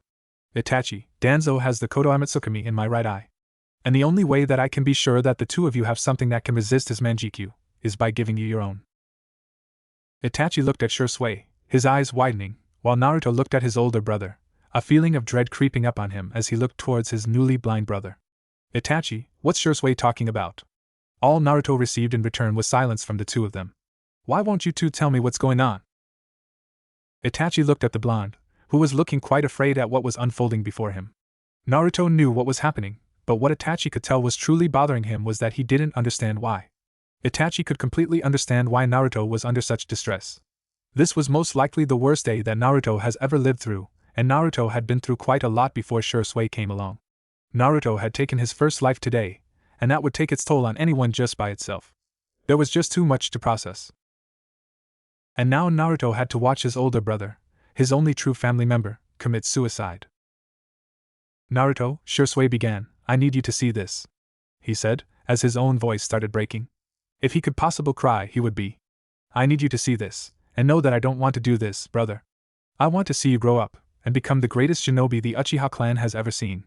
And I need you to know that I love you, and that I will always love you. Even in death. Shisui stepped off the edge of the cliff, and everything went silent to Naruto. There were no sounds made, no smells to take note of, nothing to see, even as Shisui took the hand with the one last piece of Shisui they had left, and did whatever he did to Naruto's eye. Nothing mattered anymore. His left eye burned as Naruto felt it being removed and replaced, and as he felt the blood dripping down his cheek, he could feel something strange happening to what he had recognized as his chakra. But it didn't matter. Shisui was dead. Shisui's/Naruto's house. Itachi had just dropped Naruto off at the hospital, with his own small battalion of loyal and strong Mabu for protection around his hospital room, when he walked into Shisui's house. Well, it was technically Naruto's now, assuming that Shisui left it to him in the will, which Itachi knew he did. Chances are that Shisui left Naruto everything. He took his time looking around the dark house, seeing no reason to turn on a light after what had happened not an hour ago. He didn't need a light, no point in one when you feel like you're living in eternal darkness. He looked at the simple decor of the house, with almost nothing more than the necessities. The only thing that truly set this home apart was the enormous number of pictures hanging on the wall. There were some that Itachi had recognized as being up there as long as he had known Shisui, pictures of his long-lost mother, father, and biological brother. A couple with him and his grandmother before she had died. But the vast majority of the photos had only been added sometime in the last 3 years, and all of them included one blonde who seemed to brighten up the world, no matter who he has talking to. Itachi walked as he looked over all the photos, seeing the development in Naruto as the years passed. He looked on at pictures of the two of them eating at Ichiraku's, training their asses off in a field, or one particularly humorous one of Naruto desperately trying to teach Shisui how to make fried rice without burning the house down or accidentally poisoning someone. And then there was the most recent one, a picture of the two of them side by side in Naruto's hospital room, showcasing the brand new wooden arm that Naruto had only recently acquired. Itachi had seen lots of these moments, having to be the one to sneak the pictures his fair share of times, and it had always been something he treasured. There were very few people who shared a bond like Naruto and Shisui. And now, that bond was gone. All because that fucker had to go and kill himself. Itachi walked up past the wall of pictures and down a small hallway before turning into a room. This was Shisui's office, or at least where Shisui filled out his mission reports. The room was too messy to be used for anything else. That was the way Shisui was. Always concerned about the state of Naruto's room, yet he himself had a whole room that looks like it had been robbed. Itachi walked over to the cluttered desk, and scanned the rows of scrolls that were kept there before he planted his eyes on the one that he needed to get. By Shisui's instructions, it was only to be used if a situation like this rose up. Itachi grabbed it and walked out, placing the scroll titled for Naruto in his hip pouch before he left the house, and made his way back to his own home. The air was getting thinner as Naruto continued to make his way up the mountain range. He was cold, as he pulled his thick black cloak tighter around him in the mid-November air, his untamed wavy blonde hair flowing in the wind, occasionally getting in the way of his eyes, the right one a brilliant lilac, shining as brightly as the sun. The left, however, was a bright and shining red, as if Kami himself had taken a red ruby and chiseled it into his eye. He had been on the move away from Konoha for just under a month now, and Naruto was eager to get somewhere where he could have a shower regularly again. He would give so much to be in one Kaminari no Kuni's famous hot springs right now. Naruto was clothed in simple long black pants and a long-sleeved black shirt, with an older style of shinobi sandal that was used frequently during the Warring Clans era, which was much more open, exposing the feet. A black cloak was hanging loosely from his shoulders, shaking every so often with the rest of his body as he occasionally shivered. And wrapped around his neck over the cloak was the bright red scarf that Hinata had gotten him for his birthday. As Naruto reached the peak of the mountain on the long range that he was currently climbing, he looked over the landscape, and saw exactly what he was going towards. In a valley, completely surrounded by the mountains, was a large village. The buildings were tall, unlike the buildings in Konoha. Many of the buildings were built into the sides of hills and mountains, and were much more modern-looking than the more traditional style that Naruto was used to. There was a number of large rivers that were running through the massive village. And on the outskirts of the village, where there were less buildings, was an enormous lake. The blonde smiled as he looked upon the hidden village, glad to have finally arrived after a month of traveling. Naruto was glad to have mastered the basic Academy 3 jutsu, as he had to use the henge multiple times in the larger settlements to avoid being noticed till he reached this supposed safe haven. There was very little information that Naruto was given, but it was Shisui who had made this contingency plan. Apparently there were connections here that Shisui had, most importantly someone named B. Naruto didn't understand, but this was the best plan there was. Naruto started making his way towards the village, his emotions predominantly relieved, as he was ready to finally rest. But he was largely concerned. Konoha had not been the nicest to him, particularly recently, but Naruto was unsure that this village would treat him any differently. Either way, this village didn't have the Uchiha clan. How was Naruto supposed to make them proud of him when we was exiled from them? But at the very least, he would be able to see Mabui. And who knows, maybe things could be better in the new village. 1 month ago, day after Shisui's death. Kakashi was sitting in the silent room, in the chair set next to the hospital bed. His head was buried in his favorite Ika book, but his eyes weren't moving, and he had been on the same page for quite a while.